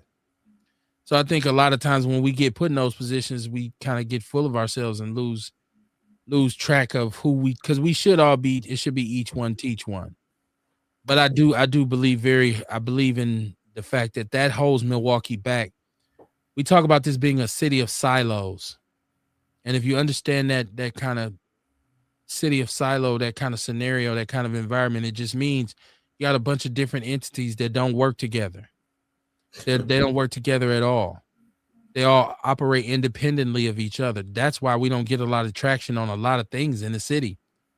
And that's something that we as a people have to correct. This is Earl. He said, on us Ace, he said, we got to understand Yelp is real. You would be surprised how many people look at them reviews. I wouldn't. I see people talking about them all the time. Word of mouth is what's real. Popeyes, just to add to what you said, and I worked at Popeyes when I was younger. Apparently, I just looked it up and I thought this was funny, but John Broderson still owns all of them in Milwaukee, all the ones that he owns. And apparently, John is the 5th largest Popeyes franchise owner in the world. He's been owning, I'm almost 50 years old. I worked there when I was 16. This guy's got to be a multi-millionaire. So another nice fact about Milwaukee. That's wild. I never knew that until I just looked it up right now. That's damn, man. We spent so much money. Consistently bad. Like you pull up, we ain't got no coleslaw. We ain't got no biscuits. We ain't got no spicy chicken. We ain't got no chicken. We ain't got no boxes, right? Like we only taking exact change type shit. Like, no potatoes, no rice, just biscuits and stop naming everything on the menu. It's just like I've had some of the most horrible as a customer pulling up saying, "What? Are you serious right now?" I had a young lady get smart with me one time, and I asked her for something. She said, "Excuse me, sir, do you see that on the menu?" I said, "What?" Oh shit! I dropped about 5-6 profane combos and just pulled off. Like, what? What's she? I just one of the things I had to pull up to the window to see her face, to tell her, "Hey, you can kiss." You know what I'm saying? And it was a young girl. Where the sun don't shine. But you know, she says, "Do you see that on the menu?" What you asking? I said, "Yeah, I do." Well, we ain't got that. Well, it is on the menu. So you know, it was one of them things, man. Yikes. Mama Jenkins said, "Kev, call a spade a spade. I have tried so many times to look over our people and give them the benefit of the doubt, but some of our people are just unprofessional and really don't care. I always say training should be mandatory with customer service. Even black restaurants are raggedy." You're right, Mama Jenkins. There's definitely some straightening that needs to be had. Kerry Walker Jones said, "Fuck Popeyes. They really ain't never got 2 of nothing." That's a good one. Popeyes is bad, man. They're horrible from what I'm hearing. They are bad. Ones here are excellent, Kevin. I've had more bad experiences with Popeyes here in Milwaukee than any other restaurant. I'm almost surprised when it goes well. I'm like, wow, that was crazy. Like, because it's Popeyes, right? Like, you guys had 2 of something. I mean, that's right. Well, just they have something, period. Because normally when you pull up, they say, "Welcome to Popeyes. We ain't got. Can I take your order?" I couldn't get a chicken sandwich when the chicken sandwiches came out. I never had a Popeyes chicken sandwich. Never. I think I ate one. I had one. I did. Some of the ladies at my job one time, it was my birthday, and they went to get chicken sandwiches, and they brought me one back. It would tasted like a chicken sandwich, so I didn't remember being like, "Oh my God, this is incredible." I still think Wendy's has the best spicy chicken sandwich, but that was yeah, Wendy's chicken sandwich is good. It is very good. So, like, kind of like to just push this on, and somebody mentioned Martin Luther King earlier, and I wonder, there's an attempt, I feel like right now, I hear a lot of people talking down on Martin Luther King, and I want the madness to stop. Stop it. Number one, the man gave his life. Yes, he did. He gave his life for us. And people don't even understand. Martin Luther King's mom was assassinated and his brother. Yes. Okay, his mom was assassinated playing the organ in church. His brother came up dead. Put it like that. He came up dead. And he himself was murdered. And so, yeah, I think you might not agree with everything he said, but I think I can't name a leader that I've ever seen that I've agreed with everything they've said or all of their methods. I just think you cannot downplay the bravery and the level of sacrifice it took for him to do some of the things he did, and his impact has been long term for us. And so when I hear people now second guessing and everybody's like this kind of like armchair revolutionary now, and you know, some of y'all, let's be honest, it's just for social media. As a matter of fact, I would go out to say black men right now, social media wise, look very bad, very petty, very it's a lot of feminine energy in the way they talk. Like, you see more beefs like our rappers and even these supposed street dudes who are coming out now, and first thing they do when they come out of prison is get a platform and then talk and who's a rat and I got your paperwork. Like Yeah. the internet has created a new generation of cowards. Yes, I agree. Yep. You know what I'm saying? Like, and I'm a lot of times I'm watching these because I'm I'm on YouTube way more than I am even regular television.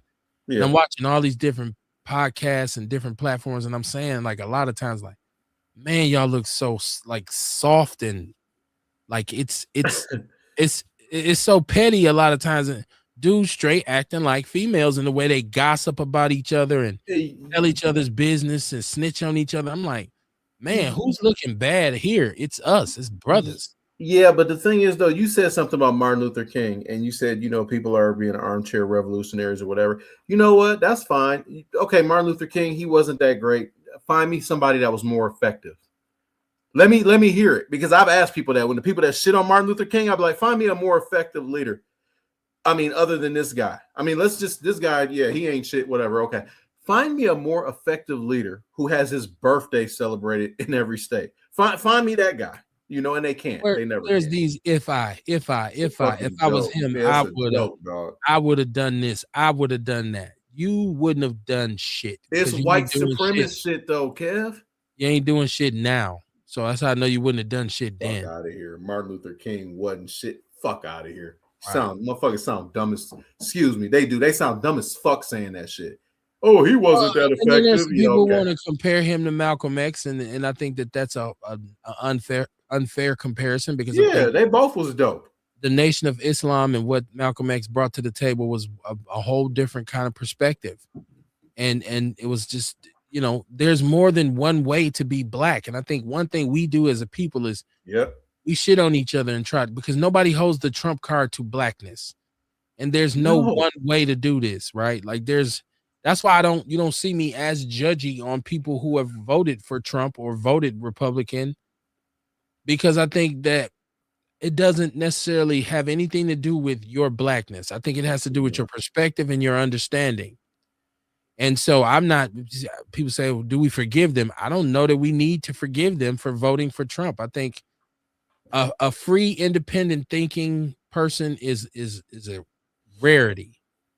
And I think when I see you saying I'm attempting to think about things and analyze them on my own without being told what to do, I appreciate that.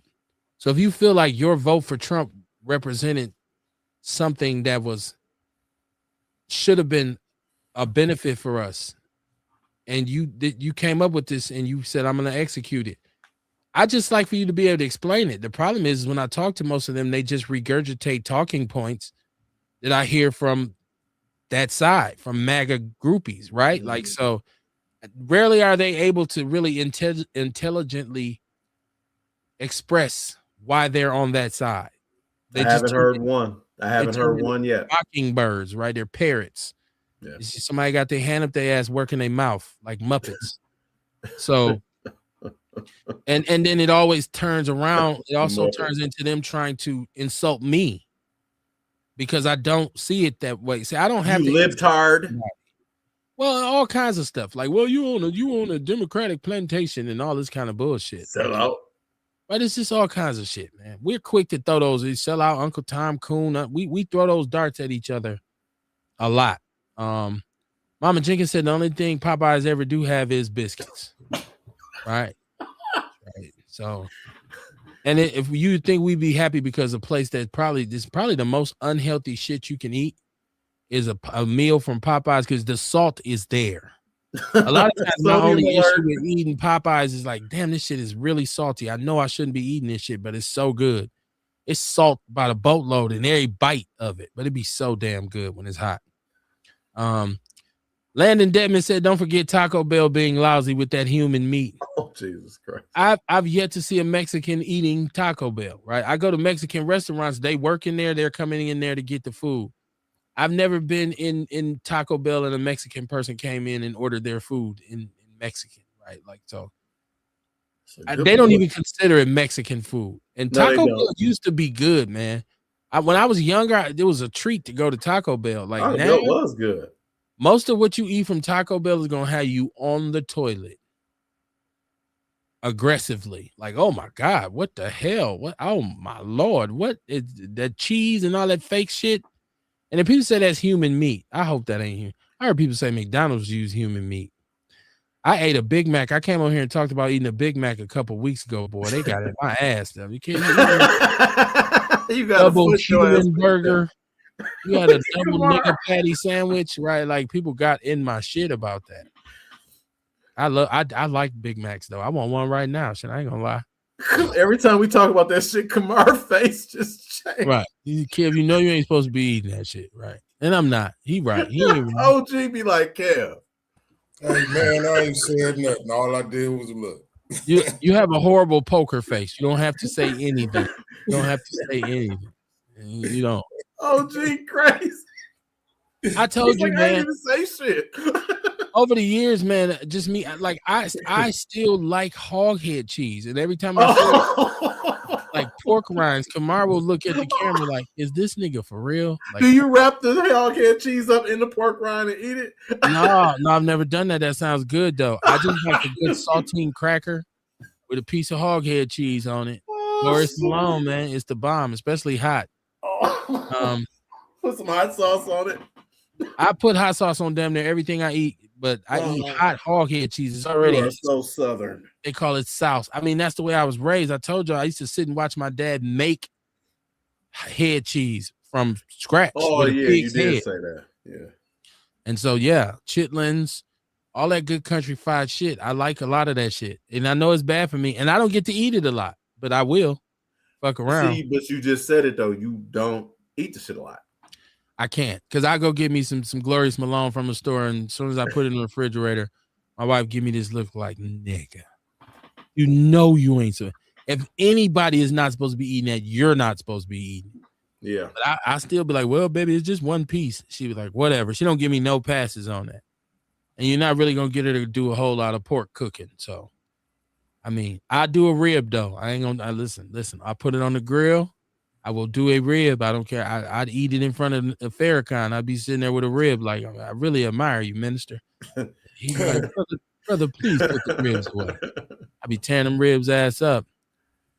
Kerry Walker Jones said a bitch paid her phone bill with my check card at the one on Silver Spring. Then when I went in to confront her, her family was trying to intimidate me. Needless to say, I got my damn money back. We talking about Walmart? She paid. She used your identity. Identity theft. Ace Cooley said Chick-fil-A got a bomb ass chicken sandwich too. Ironically, my son loves Chick-fil-A. What I like from them is a market salad with the fruit and whatnot in it. I mean, my wife she put me up on that. I was thinking, that's disgusting. I never eat a salad with fruit in it. But man, it is one of the best things in the world. The chicken and the strawberries and berries and apples. Oh, that's what I eat from Chick-fil-A. Really don't rock with the chicken from there. Well, it has dozens and dozens of chemicals in it, though. I heard their chicken is horrible. It's a sweetness to it I don't like. I like it. But that market salad, oh yeah. Georgia shit, yeah. I'll jump down on that. Landon said these cats are messy like girls. It's a lot of messiness with brothers on the internet, man. I'm on YouTube, and I almost hate to even see a Vlad interview, right? Like I hate that guy, dude. I shouldn't say I hate him and don't know him, but I hate him. He is just and then brothers get on there, and that's like, brother, you lost all your faculties. Mama Jenkins said our people need to read some of his writings, especially the letter from the Birmingham jail. She's speaking about Dr. Martin Luther King Jr. Landon said our unity as a culture is sad. Kerry Walker Jones said voting for Trump by anybody has more to do with mental health. Early, he said Chick-fil-A. I remember Chick-fil-A was only in malls, right? Oh yeah. Erica Hunt, how you doing, Erica? She said, "What's up, Outlaws? How you doing, Erica?" Landon said pretty much all his fast food is indulging with human meat. Ugh. On your throws, you're expressing how I'm feeling right now. That's crazy because I'm gonna tell you something else. I said I like Big Macs. I like a good Whopper too. Oh, double that's my go-to. I love the Whopper with some bacon. double Whopper. Yeah. He's still up there, boy. He's I still got the app. Landon said, Come on. he said, just like I stopped eating Chinese food because I don't want no rat fried rice. Debatable. She said, Sonya Thrower said nasty. Key Minor, what it do? Key Minor, she said Kamar is quiet. She's laughing. Kamar He Carter. laughing at us. That's what Kamar doing. Oh, Right, gee, like Kamar these like niggas eating some bullshit. He said that because y'all be eating that bullshit. That's why. Popeyes. Hey, Popeye. I'm supposed to indulge in a conversation about Popeyes and Big Macs and shit. Like, Right.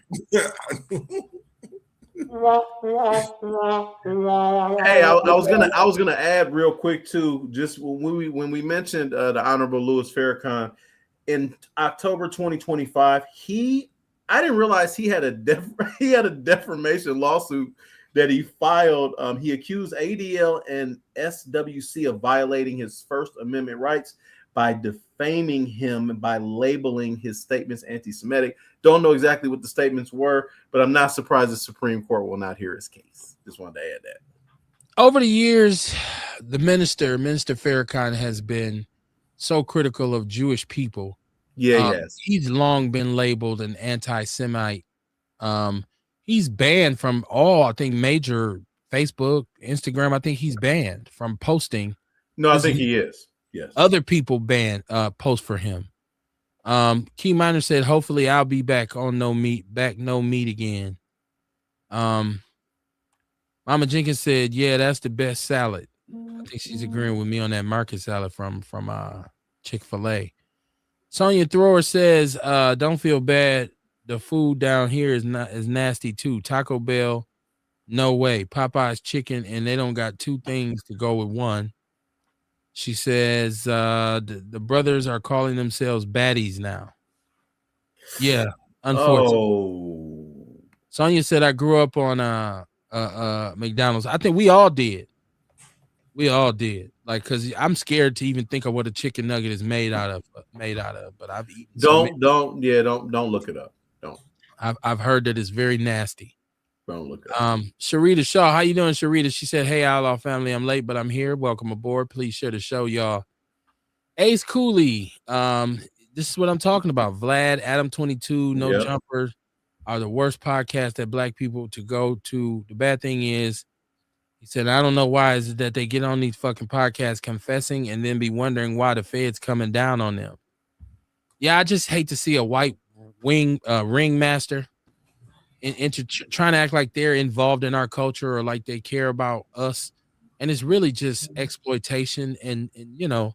Go on Tony Yayo shit. Adam 22 don't even act like it, though. He don't even act like it. You know what I mean? He just got a platform that they come in to spill the beans on. And really, I think they know what the fuck they doing. Yeah, they do. I mean? They know do. There's no surprise. Their homies telling them. You know what I'm saying? They getting paid for it. They breaking the hood off with that money, all type of dumbass shit. But you know what I mean? Yeah. Yeah, Adam 22. Adam 22 he goes at low hanging fruit because he's gonna bring gang members and pimps and hookers and porn stars and all that kind of stuff. Yeah, I watched one for the first time a few weeks ago, and I was a little thrown off by his. His was a little different. Yeah, Vlad operates on the assumption that his opinion in terms of our culture matters, and I think we have to show him you're irrelevant. And I hear him say certain things about certain black people, and other black people don't stand up and say, Vlad, stop that shit. So it's just very, very petty. Godfrey can't stand him. Godfrey can't stand Vlad, dude. And I love hearing Godfrey talk about Vlad. He rips him to pieces. And Marlon Wayans. They can't stand him. He lied when he lied on the minister. There's yes. Yes, he did. And I saw that my cousins, they in the NOI, and they were pissed. They hate that guy with a passion. And Vlad better keep his security because them brothers ain't playing with him. You do not disrespect Louis Farrakhan at all. That shit was wild. He wouldn't even go back on it. And he knew he was wrong, and he still wouldn't go back on it. Yeah. No respect for him. Mama Jenkins said, KB, the only thing I hate is that I didn't learn from my mom was making hog head cheese. Go ahead, Kamar. Hey, shouldn't we be upset with the people that's going on these podcasts? Absolutely. Because they the ones that's really keeping them afloat. They giving them the content. That's what 50 Cent was trying to tell Tony Yayo. 50 was like, dude, every time you go on there, you get all the views, which is true. Far as if you look at the numbers, the most Vlad views collectively are from Tony Yayo and like 3 other people. So 50 was like, do your own shit, and I'll go on your shit. You know how Fifth is. He stop supporting Vlad. Yeah, I think 50 Cent, I don't think he liked Vlad either. That's just my opinion. From what I gather, it don't seem like he liked Vlad either. Erica Hunt, well, Landon, you're right when you say culture vultures. I think that's Vlad. Erica said, who is Adam 22? Adam 22 has the No Jumper podcast on YouTube. He's a cuck. His wife is a porn star, a porn actress, and he likes to watch other men basically have sex with her. He's that kind of the plug. Right. So he's just a weirdo type dude. Weirdo guy, yeah. Sharita Shaw said Yayo and Boosie. Yeah, they usually score pretty highly on Vlad. Yes, they do. He's entertaining. Boosie is. He a funny motherfucker, just for the record. Hey, Boosie got out of prison. He got out of his prison time. I didn't know he was locked up. He got caught out of the time. He was about to go. He was finna go. He got probation. He had a gun on that video. Yeah. That was so fucked up. Yeah, but I'm with Kamar. I think there needs to be kind of like when we see these brothers go on these platforms, we should look down upon them. We should say, man, stop don't do that. But if you're guaranteed a check and your profile grows, so you go on Vlad, 2, 3, 4, 5 million views, you get a check, and you might be in a position where you need the marketing, you might need the promotion. And so, but that's why we should invest in going on each other's platforms. I remember I reached out to, and this is one of my favorite rappers, Sibo, who I love from the West Coast. Oh, yeah. I reached out to Sibo and I said, man, I explained to him what we do. Come on the show, man. Let's do an interview. He told me point blank, I don't do nothing for free. He told me $1,000. And I'm like, 1,000 of what? There's no return on me paying you $1,000 for an interview. Like there's no return on that for me. But I've also 20, 30 years been someone who's purchased your music.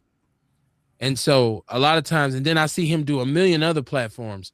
There's I see Brandon Hughes who puts a lot of platforms in the People's News Network. He puts Cam, West Coast Cam in the People's News Network. I can show you the Instagram when I reached out to Cam, and Cam was another one who said, hey, I don't do anything for free. We got to start at least $1,500. No. Ooh. And right. And so I've had several celebrities tell me they won't do it unless they won't come on for an interview unless I pay them. And it's always north of $1,000. And I'm like, for me, it doesn't make sense business-wise because I can put it back on YouTube. It's not gonna pay me like that. That's weird, right? You know what I'm saying? Because only way it makes sense is if you monetize like that, and then that's the genre that you monetized in. You know what I'm saying? Where you already get money from those type of interviews. Damn. You know what I mean? That's the only way it makes sense. You know what I mean? Like me having you on my show, it's got to make more money than that. You know what I'm saying? I got to bring a check in bigger than what I paid you. You know what I'm saying? Yeah. That be the thing. Right. I get it. If you say, well, no, I'm going to bring content. I'm going to bring people to your page. Well, that's fine. That's fine. But to charge, a small player $1,000, right? Like, it's like, and I can show you, man, I stopped listening to certain rappers. I'm not going to even say their names. I've stopped listening to them. I don't support any movement that they come up with because I've spoken with them personally. They've tried to charge me this crazy price to come on for an interview. And then I see them do another platform. And I'm like, well, I'm knowing that person ain't pay you that much. Well, I'm guessing because I don't know for sure because I don't know who's spending what. But it's just for me, as it made me look at a lot of people who I used to look up to sideways. And that's why I say it's very messy. It's a very shady kind of thing. Like they've made this whole podcasting thing into something dirty, right? Like, so, what's the hottest news? Well, let's go in here and see who's gossiping about each other. Like I see how Cameron and all these guys like stop the bullshit, man. Cameron and Jim Jones and even with 50 Cent, he is too big of a personality and he has so much impact for him to be as petty as he is a lot of times with other brothers and sisters on the internet. Like, and I know a lot of people love 50 Cent. I mean, he is who he is. I look at him and others and I be like, man, these ain't the kind of men that I grew up. That ain't the masculinity that I grew up with. You know, so just to be messy like that and you want to go on here and talk about each other and tell each other business. I recorded a phone call with you and I got this, or I got, you go call somebody's landlord. How much rent he owe? Like, to me, that was always sucker shit. And for the Buck shit was wild. I'm like, yikes. You recorded him on the phone crying and then put it on the internet. I'm like, damn, nigga, that's fucked up. Hey, well, we forgot how tough that nigga was talking though in public. I think he got good security shit. Somebody should put it on him. Like, if you gonna talk tough as a motherfucker to me in public and shit, like you talking breezy as fuck, but then when you talk to me, you crying and shit. Oh, nigga, cry in public. I personally never heard Buck say anything. I didn't hear him say straight anything. Up. Don't talk greasy about me. But once and again, you don't really feel like that. When we adopt tactics that our oppressors have adopted, like recording phone calls, like wiretaps and shit like that, I think that's devilish. But I never heard Young Buck say anything prior to that warranted that kind of treatment. I never heard it. Maybe you did. I didn't. I heard him say 50 ain't paying him and all kind of shit that apparently was not necessarily true. Yeah. That's how it got started. Yeah. I didn't hear him say anything that warranted that, like I said. And even if I got into it with somebody right now, if me and you had a beef, I'm not going to call you or you call me and I record you. And then when we get into it, I'm going to play it back and be like, yeah, this is what Kamar be saying on the phone. Like, to me, that is something that I frown upon, like recording a phone call, playing it back for people. Like, where I come from, we point out rats. We want everybody to know who the fuck they is. I know, man. I ain't gonna lie. Yeah. But it wasn't about ratting, though. It was about him being emotional over having a money problem. Well, no, the accusation on Buck wasn't that he was a rat. About me. Well, there's I got to take it. They say he slept with a trainee too. Well, yeah, but the conversation was about his money problem. And they called 50 a rat. I've never heard Young Buck say he was a rat.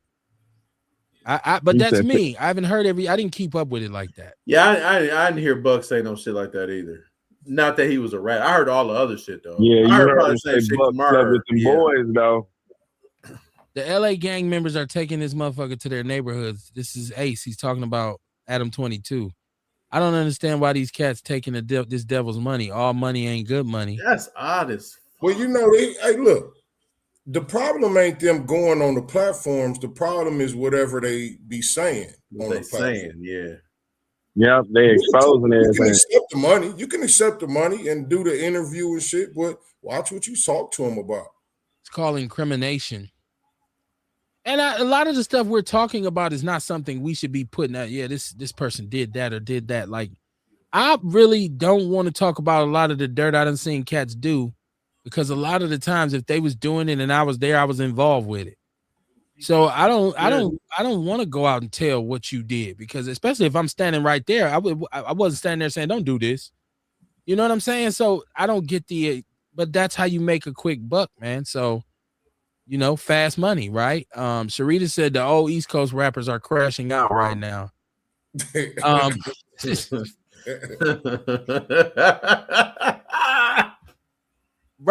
Old rappers in general tend to be very, very messy, because to have that spotlight at one point and then lose it and be irrelevant. I can see how they was just say, man, if I could just do it one more time. Look at how L did Cannabis. Similar. Well, yeah, which was a beef that he admittedly said I kind of went. He created it. Right. He made it up for no reason. A said, I also can't stand niggas like Anton Daniels, Yes. Brandon Tatum, and Jesse Lee Peterson.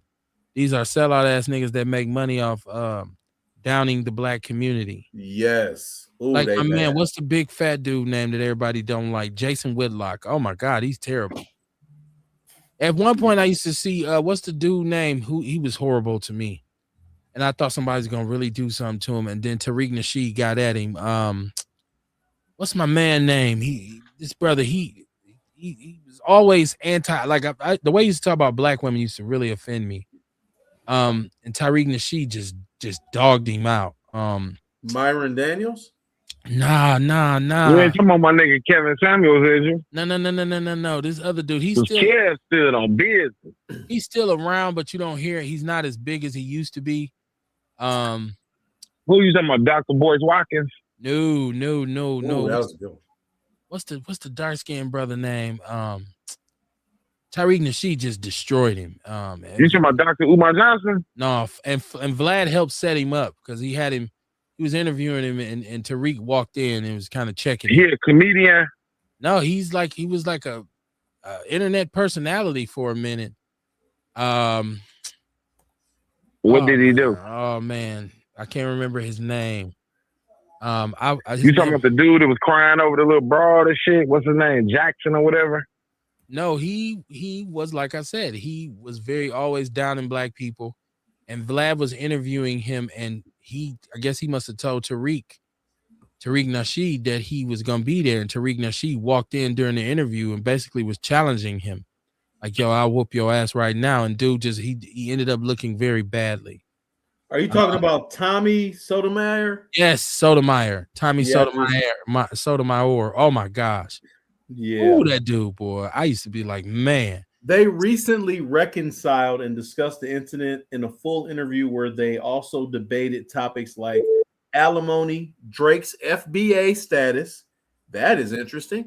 And the overall origins of hip hop. Okay. Yeah, I'll that's have to go on YouTube and find that. Yeah, I think that's a good one, probably. He said people go live making a fool of themselves. Yeah. Sharita says she can't stand Jesse Lee Peterson. Yeah, he bad. Well, there's a lot of people who Jesse Lee garbage. Earl Henning said Orlando. He said Orlando. One shot. First shot. When I said as a black dude who talked down on black women, he said Orlando. And I thought somebody might say something. It's almost 2 hours in, and that's the first time we've heard that gentleman's name. So Tommy Say Some. That's who Brendan Hayes called him.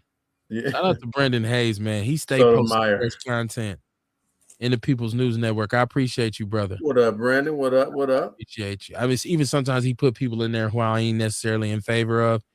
And I'm like, yeah, I know thinking about it like this is my group, right? And I'm not a gatekeeper. I let people, even though they wouldn't do the same for me, I say, you know what, I ain't tripping. Let it go. But Brandon Hayes stay on top of it. Mm-hmm. Landon Deadman in the chat room. He says people go online. Okay. So I got a caller. I need for you to turn your device down and then just tell me who it is and what's on your mind. It's Ace, man. It's Ace. What up, Ace? You're talking about is Tommy Sotomayor. That's Tommy Sotomayor. Right. Yeah. That's what I'm talking about. No, yeah, dude. You know that motherfucker. He out in Arizona. As a matter of fact, I ran into that motherfucker some years ago, and damn near put hands on him. Oh God. The motherfucker ended up running over to the police. Because there was several niggas trying to get at him. He's a sucker too, though, man. And I can't stand nobody that just that make money off downing the black community. Like, I mean, we can have a constructive conversation, and listen and criticize the community constructively because we know we mean well. But it's motherfuckers like that they do that shit to make money. I can't stand that shit. People like Myron Gaines, who else? Charleston White. The other motherfucker. Well, man, I don't know what's wrong. I think that nigga mentally retarded, man. I mean, at one point I thought, okay, I see what he's doing, because sometimes he can sit down and talk to the man, and sometimes he'll make sense, but then he'll go totally left, man. So He one of them I niggas don't even fuck with dude. I ain't never looked at nothing he ever did.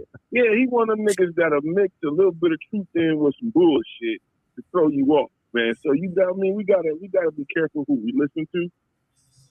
Because God knows, I've heard some people say some shit, and then I'm like, oh damn, dude, you might be saying the right shit, but nigga, you on the wrong side of what I'm talking about, though. You know what I mean?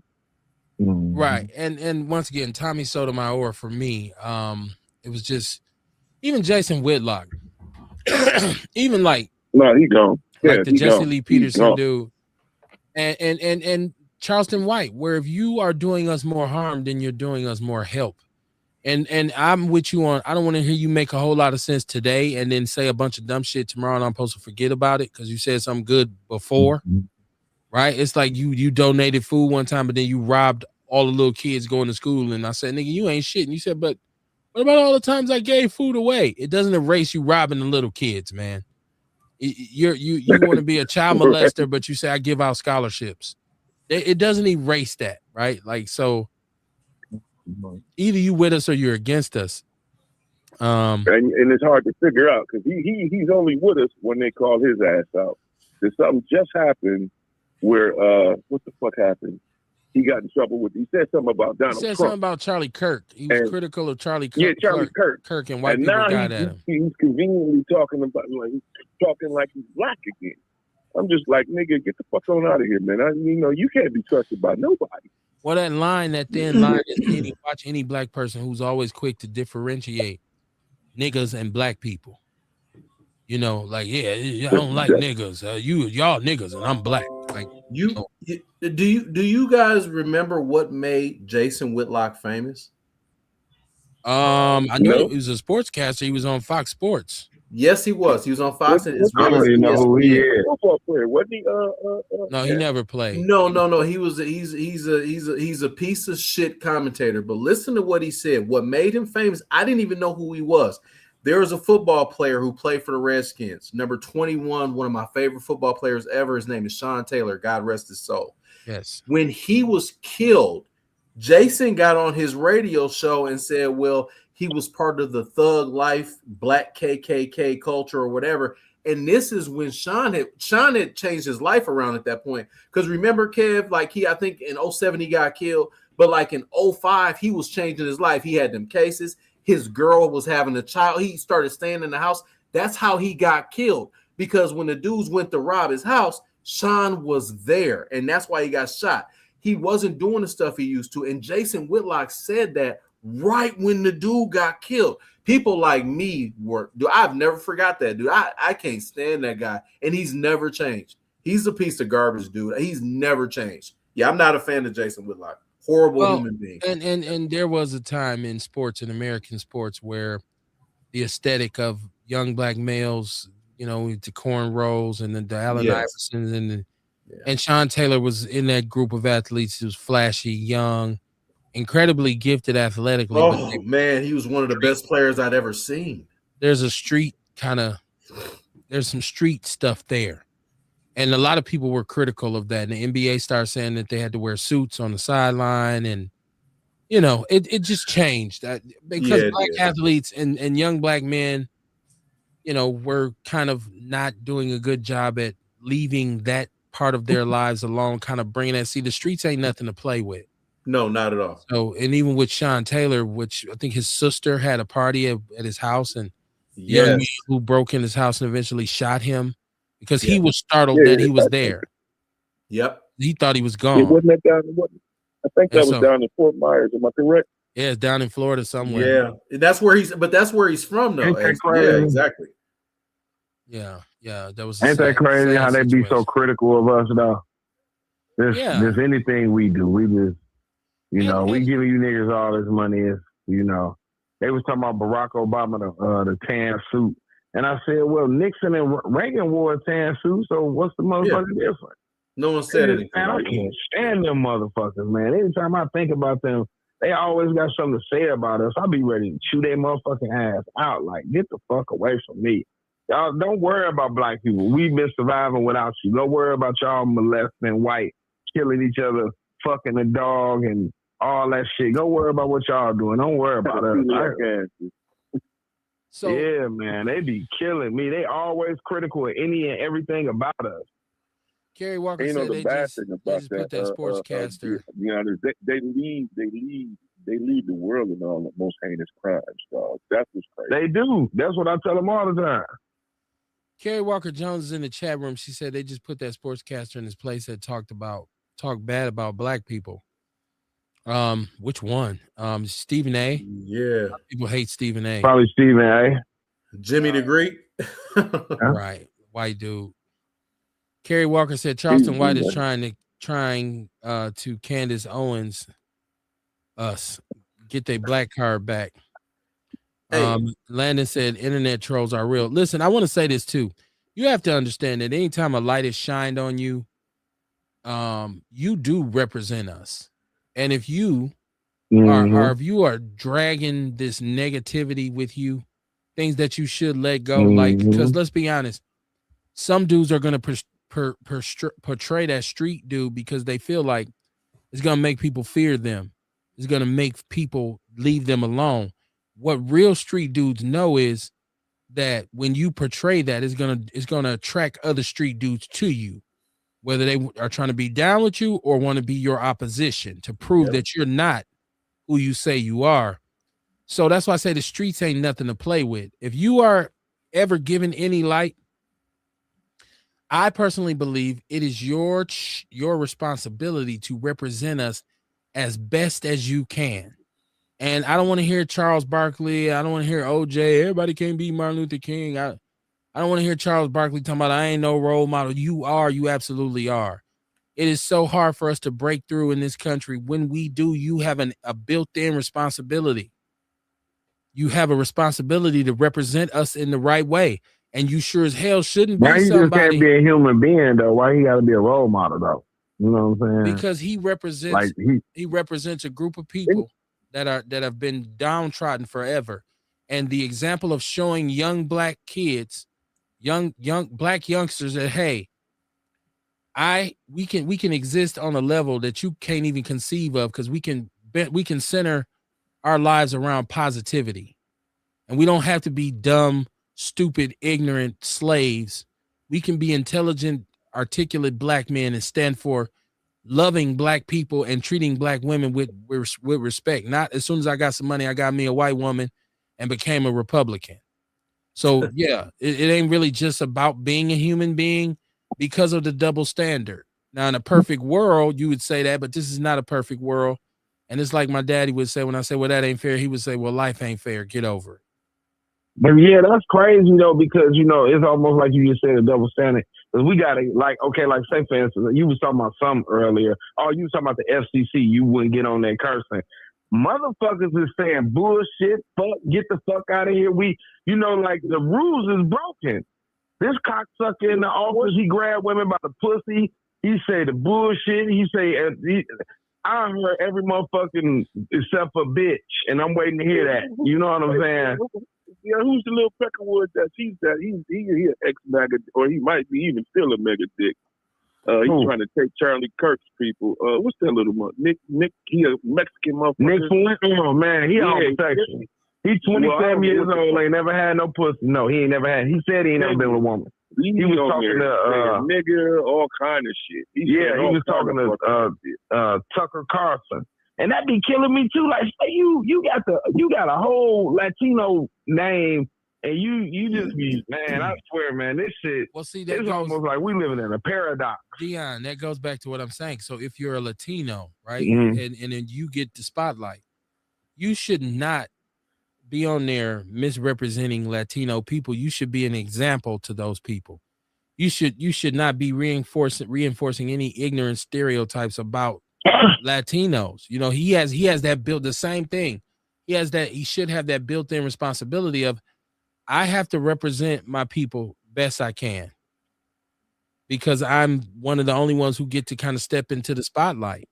Unfortunately, that's the way this shit goes. Like me personally, when I was talking about just going on terrestrial radio here, like, because you hear me curse on a podcast, I would hope you wouldn't think that if you let me come on WNOV, I'm gonna come on there and just go to, yeah, motherfucker, oh ass nigga, and all this. Like, never, ever, ever. Because I understand that these microphones and these cameras and this internet that we utilize for these platforms do fall on some ears. And there are people who listen at what we say. Because I've had people say, friends and family say to me, hey, man, I was listening to your show, and on that one show, y'all said da-da-da-da-da. And I'm like, yeah, you sure was listening. Because that was like years ago.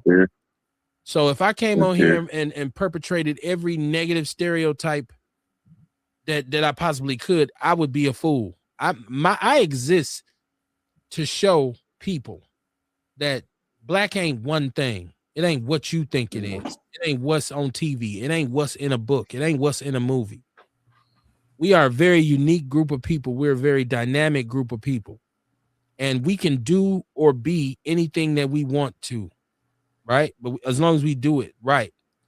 We say it ain't what you say, it's how you say it. It ain't what you do, it's how you do it. I believe that, right? So when I see an athlete or I see an actor and I see a rapper who knows that there are millions of people watching him or her saying, you know, I want to be like him, and you do some dumb shit, I feel like you leading your people astray, right? You the Pied Piper, you leading the rats to the slaughter. But there's white people every day that do, you know what I'm saying? And they don't get, but see, that's the thing, Dion. Well, they don't have the stigma that we have either, Dion. No, they don't. They exploited the shit, and that was their biggest weapon against us, Ken, the TV, because a lot of people, a lot of different nations, they don't really understand that they don't know us, but they judge us based off the what they see on TV. Because now like power, we drug dealers, we gangsters, we all the worst shit in the world. You know what I'm saying? So they come over here, and not only that, they get told by these motherfuckers during immigration what we are, and at the end of the day, they come over here and this is their idea of us. You get what I'm saying? I agree with you. That's why they always spin that narrative, single family household. You like now when people be saying little keywords, because you know I be looking at certain shows and they be like, you have to watch these keywords that these people be using. You know what I'm saying? Dangerous community. Like she was talking about Dr. Joyla Grooves the other day. She was talking about segregation, and then they was like, well, black people are not segregated. Well, what do you call ghettos? What do you call ghettos? You know what I'm saying? Like, what do you call certain parts of town on Martin Luther King? And I have somewhat adapted that sense of Martin Luther King, because any state that I go to, I say, when we find a Martin Luther King drive, we gonna be comfortable. You feel what I'm saying? I'm talking about, I'm for real though, I do though. You know what I'm saying? It's sad, but some of that shit you get indoctrinated, you hear it over and over again, and you be like no bullshit. What was we at? I think we was in South Carolina. We was in South Carolina. I was trying to find something to eat. You know what I'm saying? We had went to, you know, to visit the slave stuff and the slave plantation and the slave auction house. So I was like, okay, I'm hungry. So I looked for Dr. Martin Luther King Drive to go find me some soul food on there. Sure as shit stink. You know what I'm saying? It happened. You know, Indiana, you go to Indianapolis, Indiana, you go to 38th Street. Anytime you got a number street or Dr. Martin Luther King, you gonna find some shit. You know what I'm saying? Like, and it's sad though, you know what I'm saying, that they indoctrinate us like that, but you know, it's fucked up, you know? I also think we need to stop always comparing ourselves to white people. White people ain't got to do that. You don't have that problem in the white neighborhood. We have to stop doing that, like, because that's, once again, white ice is colder, right? So if you say, well, but that was a part of equality though, Kev. That was the whole thing of integration, because we wanted to have equality. We wanted our dollar to count just like theirs. We wanted to have the good jobs and live in the same house. That's what it is. So once again, that's inclusion, not empowerment, which is flawed. I don't want you to include me. This is like saying I don't go to places where I'm tolerated. I go to places where I'm respected. Yeah. Right. I don't want you to just let me sit here. I want to be treated equally and fairly. And as a matter of fact, I want the ability to establish my own foundation so that I can build for my people. So I don't want to eat at a restaurant where white people don't want me there, because that would be inclusion. I want the ability to start my own restaurant so my people can eat there and be welcome. That's empowerment. And so what we do a lot of times is we're always, when we look for our standard of quality, our standard of beauty in this country is always comparative to white people. Like the white woman is the most beautiful woman. Her hair, her eyes, her fashion. This is the models. They're white. The blonde hair, the blue eye. Black people, nappy hair, kinky hair, that's bad. Dark skin is bad, right? Curvy women, you're fat, you're overweight. Because we're always comparing ourselves to white people and we're looking for their standard of beauty. I'm sorry. I feel like we should stop doing that.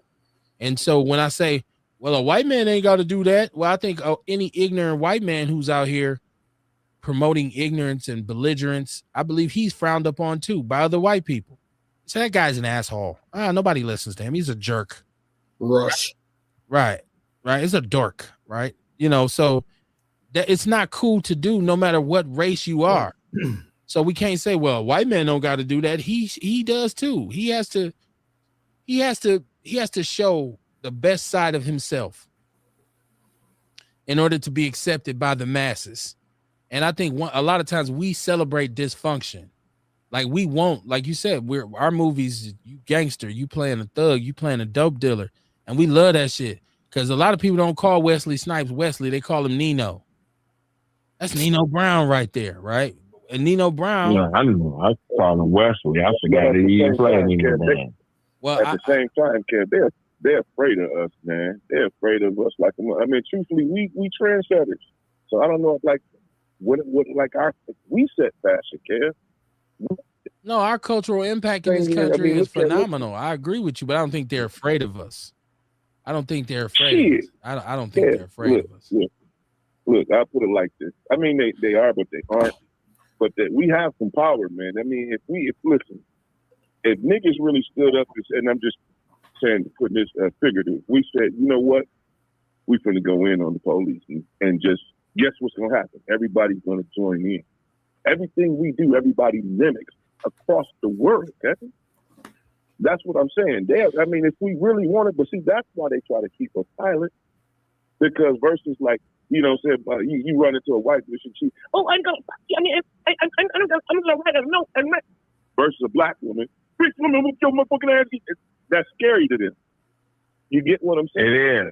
It is. So I mean, they don't like our tone. Our tone is scary. But truthfully speaking, they're the most vicious. They're the more most dangerous person on the face of this earth.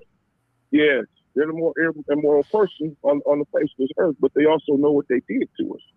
You get what I'm saying? So that's why they're the way we are. If we got any power, let's just say if we got truthfully speaking, if we got the money and the economy in the United States, truthfully speaking, we would never go back and do the same shit that they did to us because that's not in our nature, truthfully.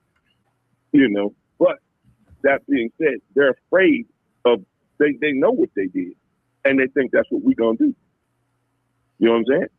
Well, I guess if you speak about fear in that regard, the fear of retribution, if we were to ever really get, I hear you on that. But in terms of being fearful of us, I don't believe they are, because I think they understand that they control the military and they control most law enforcement agencies and they control the justice system. And they also basically control the economy. So economically, you can do so much damage, which is what they do to us. They keep us crippled because they keep poverty moving. From our public school system to, just like I said, the laws that you live in your city. Like, you got specific laws to urban areas that you don't have in suburban areas because there's not the need for it, right? So they can control us in other ways. They don't have to be, and white people realize, they figured that out. We don't have to keep our boot on our necks to control them, because one thing we have that it's going to take a long time to reverse is we have an inferiority complex. It's been drilled into our heads for so long that we are less than, that a lot of us believe that we are. How many black people actually don't like themselves or like being black? There's a great deal. There's a lot of black people who would sell the entire community out for a little bit of advancement. You see it every day. I just need my twos and fews, right? Guns and butter. We see this every day. And so I don't when I hear black people say they scared of us, I'm like, nah. I think we're scared of ourselves. I think a lot of times we're scared of ourselves because we could be great, but a lot of us are just so beaten down. Like Dion, when you talk about post-traumatic slave syndrome, I think if it rears its ugly head anywhere, it's about how beaten down we are, that we think of ourselves as nothing more than slaves. Like a lot of black people feel like, well, I ain't shit. I ain't gonna never be shit. I'm still basically a slave. And I think as long as you have that mentality, you are what you think you are, right? You are what you eat. No, I don't think that we think that. I just think that we realize that certain resources and things have been kept away from us. You understand what I'm saying? And we look at it like systematically, you know, like a lot of times, you know, white people have told us that you are in a certain economic situation because of your merit, but that's not true.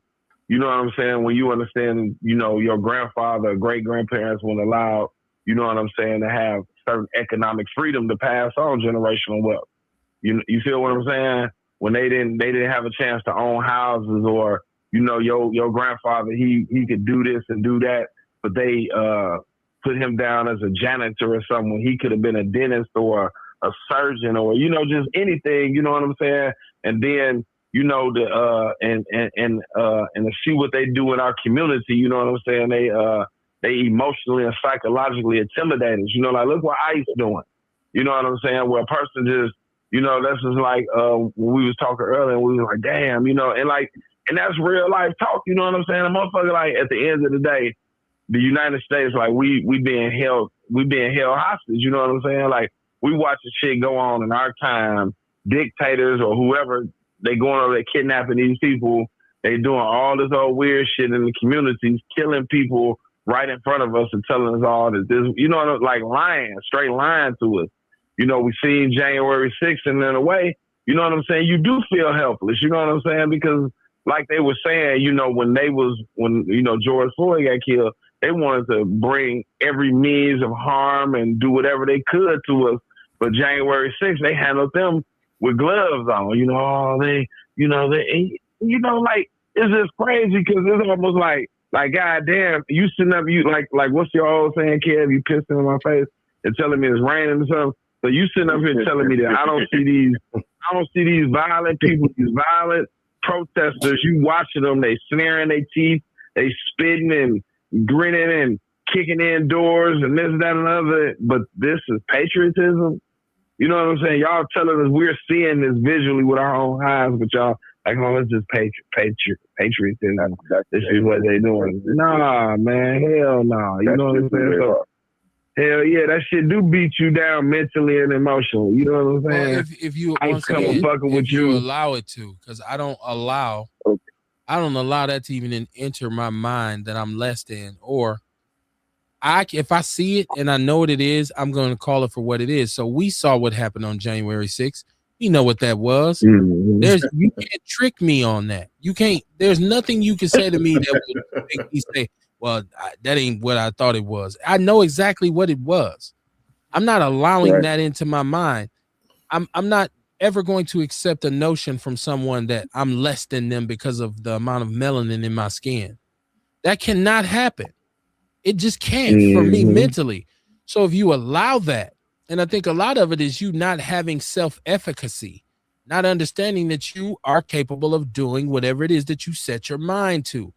And you don't allow people to stop you from doing it. I believe every man has to have at least 2 or 3 instances in his life where he saw something, he said he wanted it, and he was going to do it or have it by any means necessary, and he did not allow anyone to stop him from acquiring it or accomplishing it.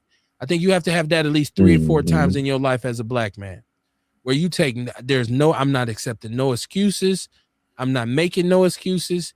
I'm going to be proactive. I'm going to figure this out on what I need to do because this is something I have determined that I have to have. Yep. That is self-determination. And if you are going to look around and say, well, 15 dudes tried this before me, so that mean, and they didn't make it, so that mean I can't do it. Well, none of those dudes was me. That's how I look at it. I don't care if 50 of them tried and couldn't do it. Yeah. None of them were me.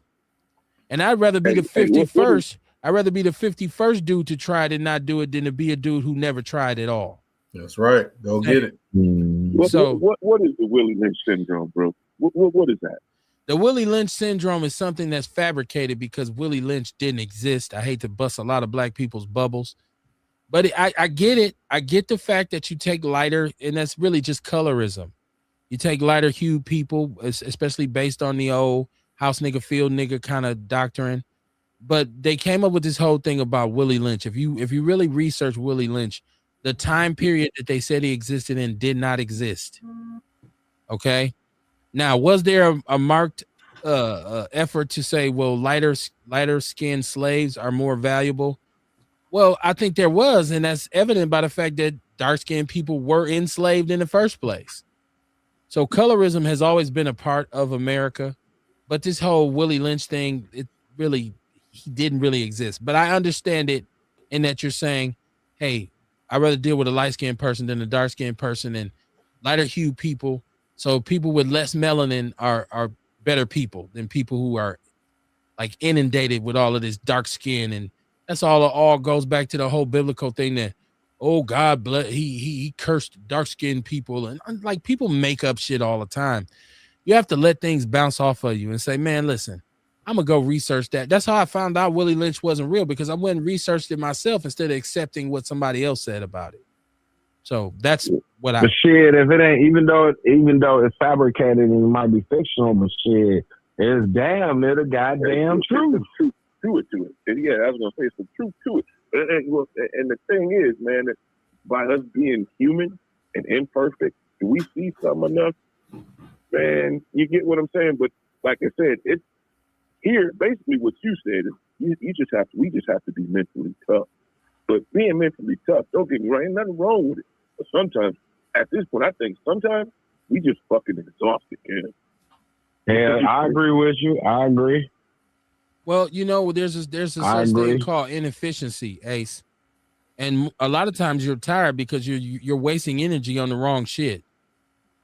So that's why you're tired, right? You know, if you understand aerobic exercise, you understand preparing your body for physical action.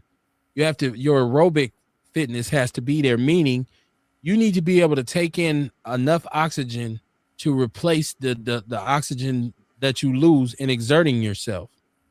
So if I'm gonna go out here and engage in heavy physical activity, I need to be able to train my body to replenish the oxygen that I lose. That makes my body more efficient.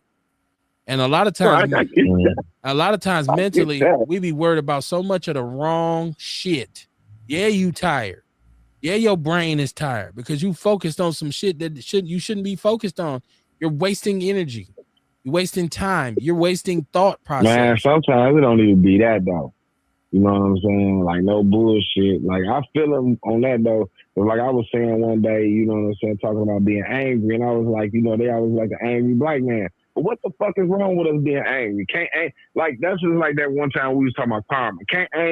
Anger don't always have to be something negative. Yeah, I'm angry. I'm angry because I've been getting treated unfairly. I got to time and time again prove my motherfucking self. I drive, when I was driving semi-trucks, I pull up to the gas station, white people looking at you funny. I'm in a motherfucking semi-truck. I got a job. I ain't thinking about you. You know what I'm saying? A motherfucker looking at me. They don't know what type of person I am, that I work 2 jobs, that I own a home, that I'm this. I'm more productive in society than your motherfucking ass probably got much as you or got more than you. Yes, I'm motherfucking angry. Yes, I'm angry when I see a man that looks like me that ain't did nothing, get shot down like a dog, and they go into his motherfucking background and dig up shit talking about when the goddamn baby fell in the gorilla years ago. They got to talk about the daddy. What the fuck the daddy got to do with it? You know what I'm saying? Yes, I'm angry. I'm angry about that shit. You know what I'm saying? That don't mean I'm going to go out here and perpetuate some violence, but I'm going to let you motherfuckers know that everything that y'all said about us is wrong.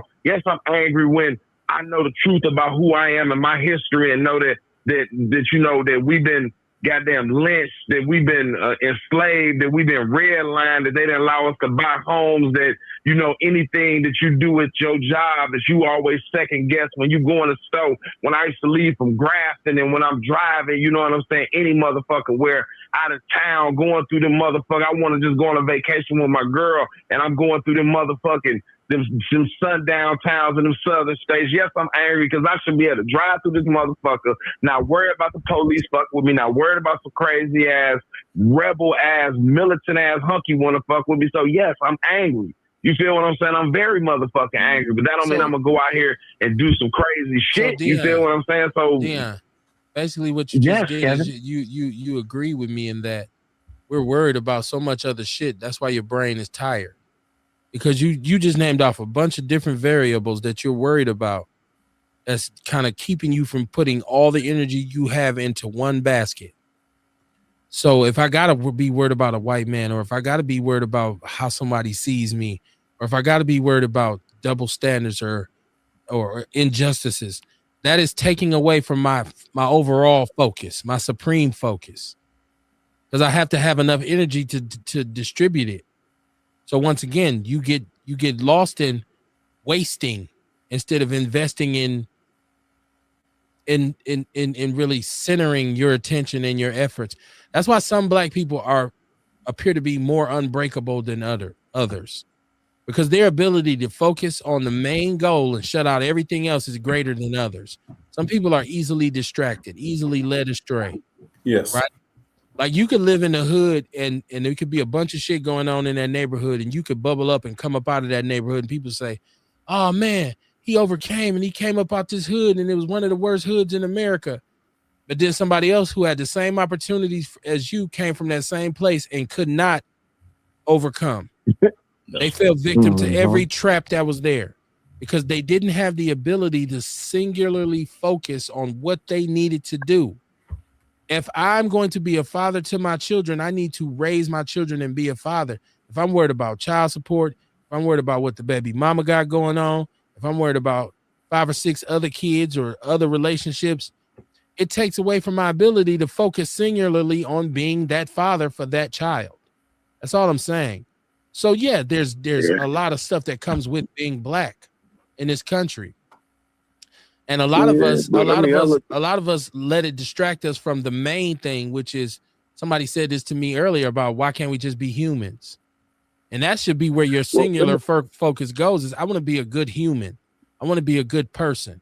But when you say, but I'm black though, I got to do this, I got to do that, I got to do this. You don't get back to being a human until the end of the day. Like, damn, I could have handled that situation better, but I didn't want so-and-so and so-and-so and so-and-so to happen. So I had to abandon my mission to be a good human for 5 minutes. So I was distracted. That was my point. But also, I look at it like this, Kev. We got so many micro and macro issues surrounding us while we're trying to be human, because that's the goal. Be human and take care of your family and do everything. Be an upstanding citizen and do the shit that we were supposed to do. But we have to run through these obstacles on a daily basis. That's what's the exhausting part of it. Or we think we do. You know, me, what's that? Or we think we do. Because everybody on this panel, stop and ask yourself right now, what's happening in your life right now that's keeping you from being a good person, from being a good man? Nothing. Oh, I'm a good person. I'm going to be like, listen, the thing is, we have to be consistent in who we are too, Kev. Because a lot of times, we one way one day and another the next day. You see what I'm saying? But the thing is, they set the standard. You said it yourself. They set the standard for what being a human is, and these are the most immoral motherfuckers out here. These are people who basically hate us, Kev. They hate us. Right, but also what I said, look to them as standard. I think they are. I think we fuck up when we look at them as a standard. If you know that this is just egregious group of people who have just been anti everything and everybody since they've been placed on this earth, then I'm not distracted by thinking that they set the standard of quality, and I'm not impressed by anything that they do. I'm really trying to do what I do the best I can. Go ahead, Kamar. I think when you really start getting a full understanding of what happened to our people and what's being done to our people, yeah, it do make you angry. You know what I'm saying? But that's a part of your consciousness growing too. You know what I'm saying? Because you understanding what's going on, you starting to see stuff and understand it. But the thing is, you still have to remember how to keep yourself at peace and still work on yourself. You know what I mean? It's still all about you. All that shit is distractions. Yeah, they did all that. We traumatized by it. We fucked up. You know what I mean? But you know what? Don't none of that shit matter on how we gonna put some food on the table tomorrow. You know what I mean? We have to remember that too. That's true. You know what I'm saying? Like, yeah, it's all fucked up. I agree with you. But what can we do about what done happened already? You know what I mean? And then, like I say, you grow. You know what I mean? And I was there. I was there where I was upset, mad. I'm arguing with every motherfucker that want to see something different or say something about black people or whatever. You know what I mean? But then I get to the point where, like I say, I start understanding, like, man, none of that shit got nothing to do with the bill that got to get paid. I still got to get up in the morning and still got to go do this and do that. You know what I'm saying? And the thing is, you know, you teach from it. You don't get done. You ain't got to get mad. You teach from it. You teach how not to go back into that shit. You know what I mean? We figure out ways. We figure out ways to get through shit, and then that's what we push. We push. I'm not carrying. I'm not carrying the burden of my forefather, but who was enslaved. No. To the point where I'm so mad that I can't think clearly now. Like I know there's a certain way. I got to move in a certain way, right? So I got to get up. I got to go to work. I got to do my job in order to earn so that I can raise my family. I can't be so mad that my great granddaddy didn't have an opportunity 200 years ago that I'm at work cussing everybody out. See what I'm saying? So I agree with you in that. Really, I can't. It's really like when you don't handle that shit right, you make it worse for yourself. Like you say, you do. Find yourself you at work cussing motherfuckers out and shit, and now you suspended. And I look at it like I'm doing that ancestor a disservice if I don't take advantage of the opportunities that I have now. That I was just about to say that she never had. So I'm just it was for nothing, and that means their sacrifice was in vain. I look at it like I'm gonna be what I need to be so that they can look down upon me and say, yeah, at least my great grandson is, my sacrifice wasn't in vain. And then it's our job to push the line for the next generation. Right. So I don't want my son mad about nothing that happened to me. I want him to be focused on what he got to do. He don't ever need to be saying, they won't let my daddy do this. He needs to be focused on what he's doing.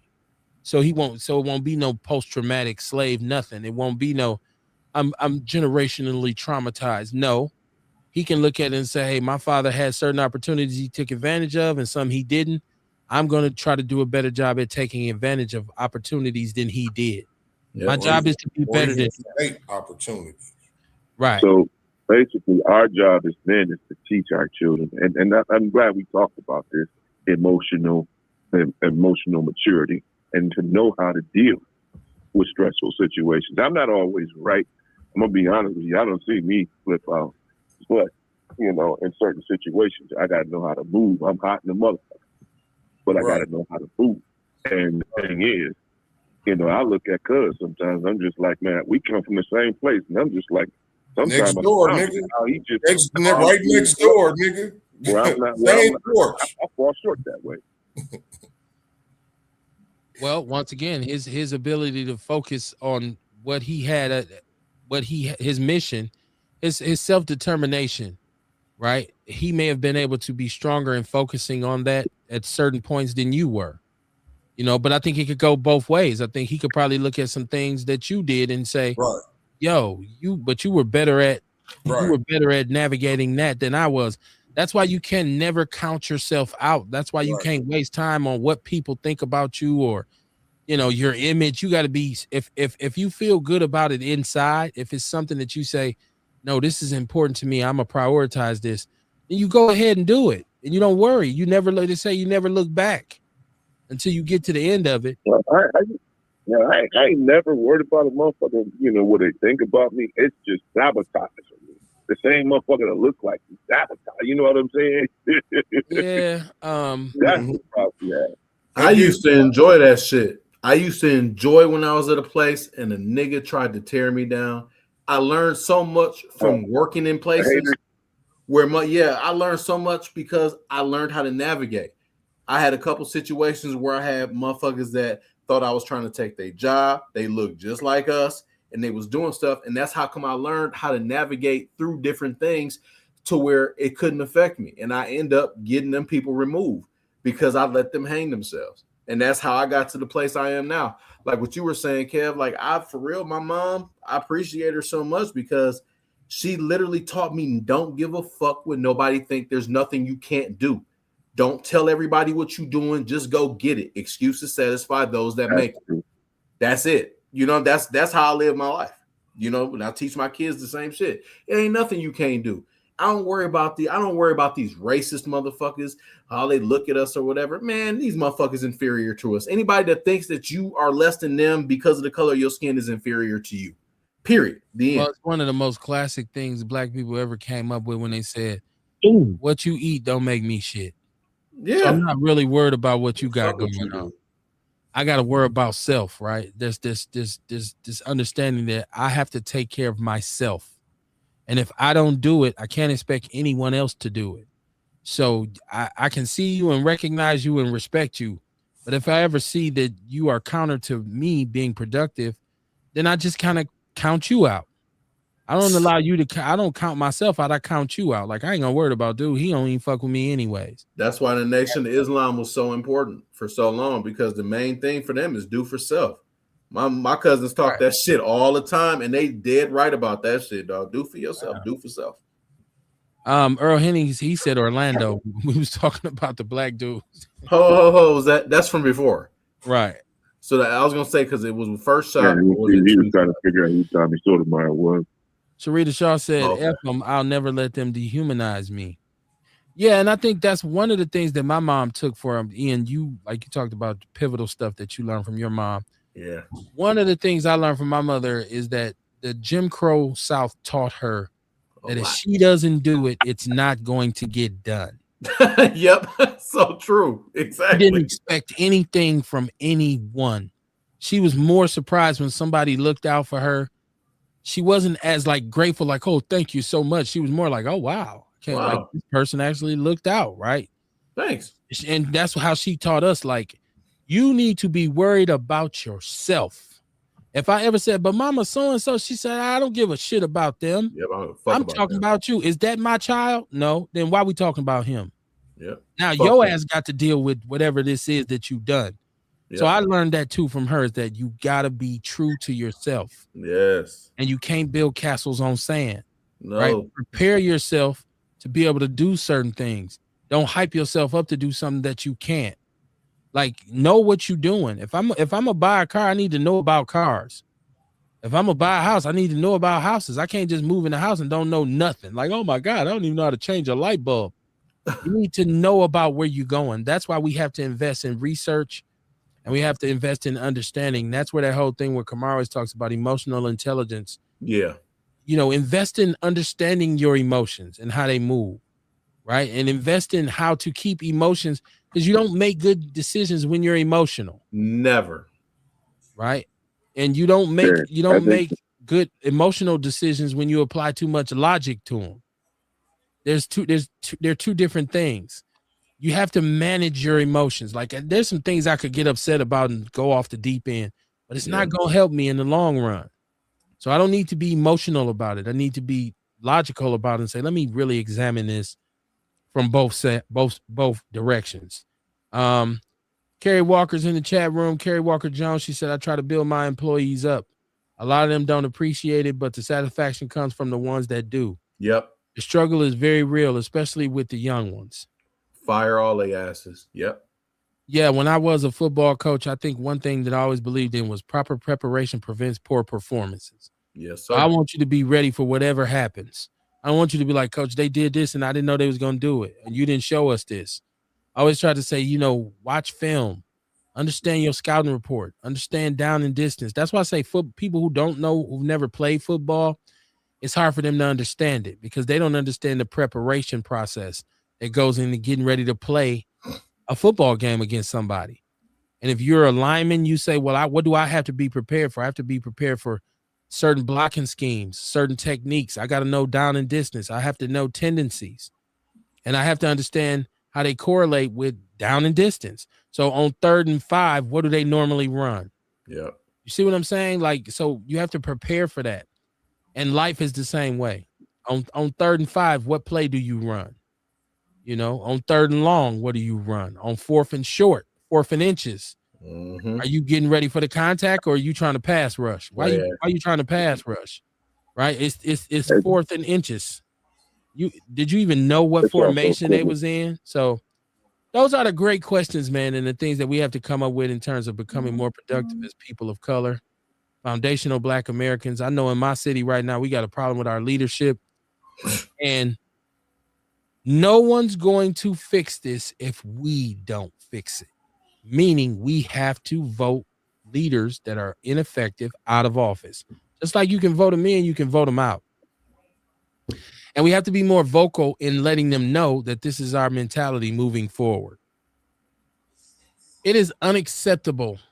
The situation, the condition that our city is in right now is unacceptable.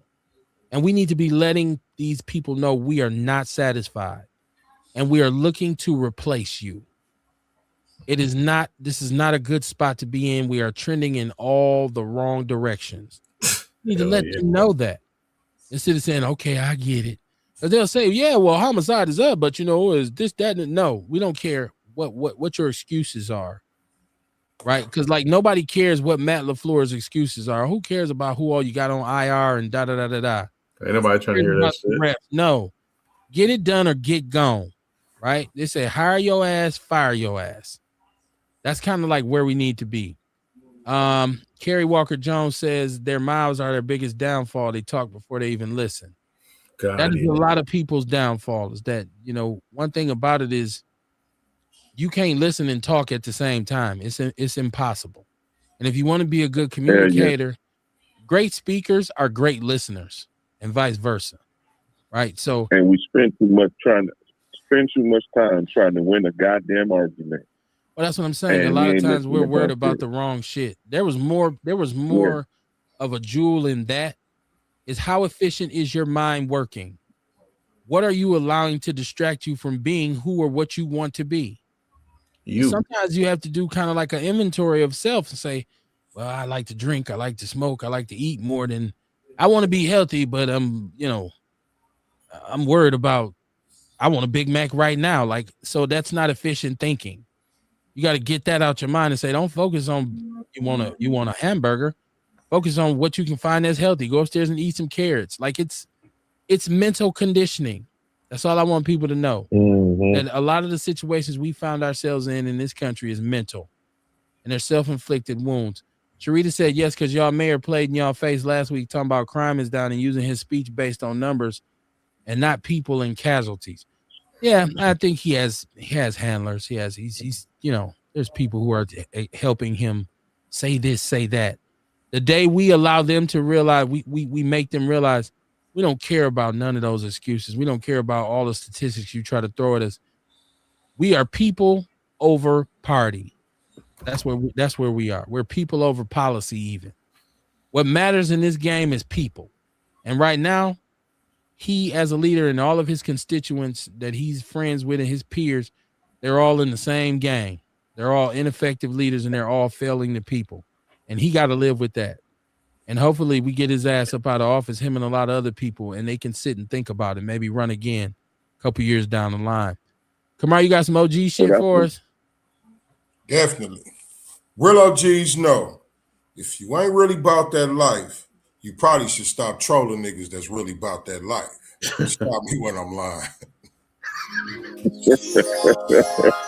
Yes, it's so true.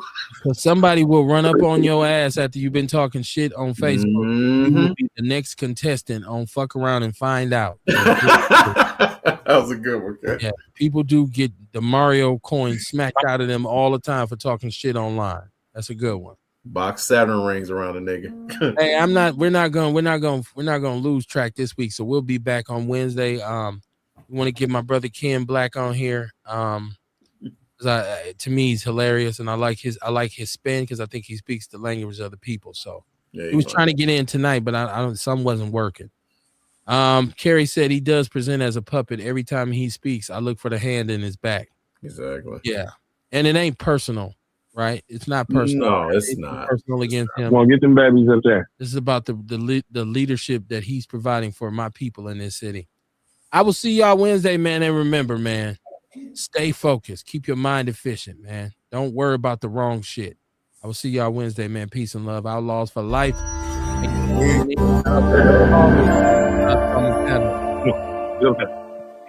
Peace out.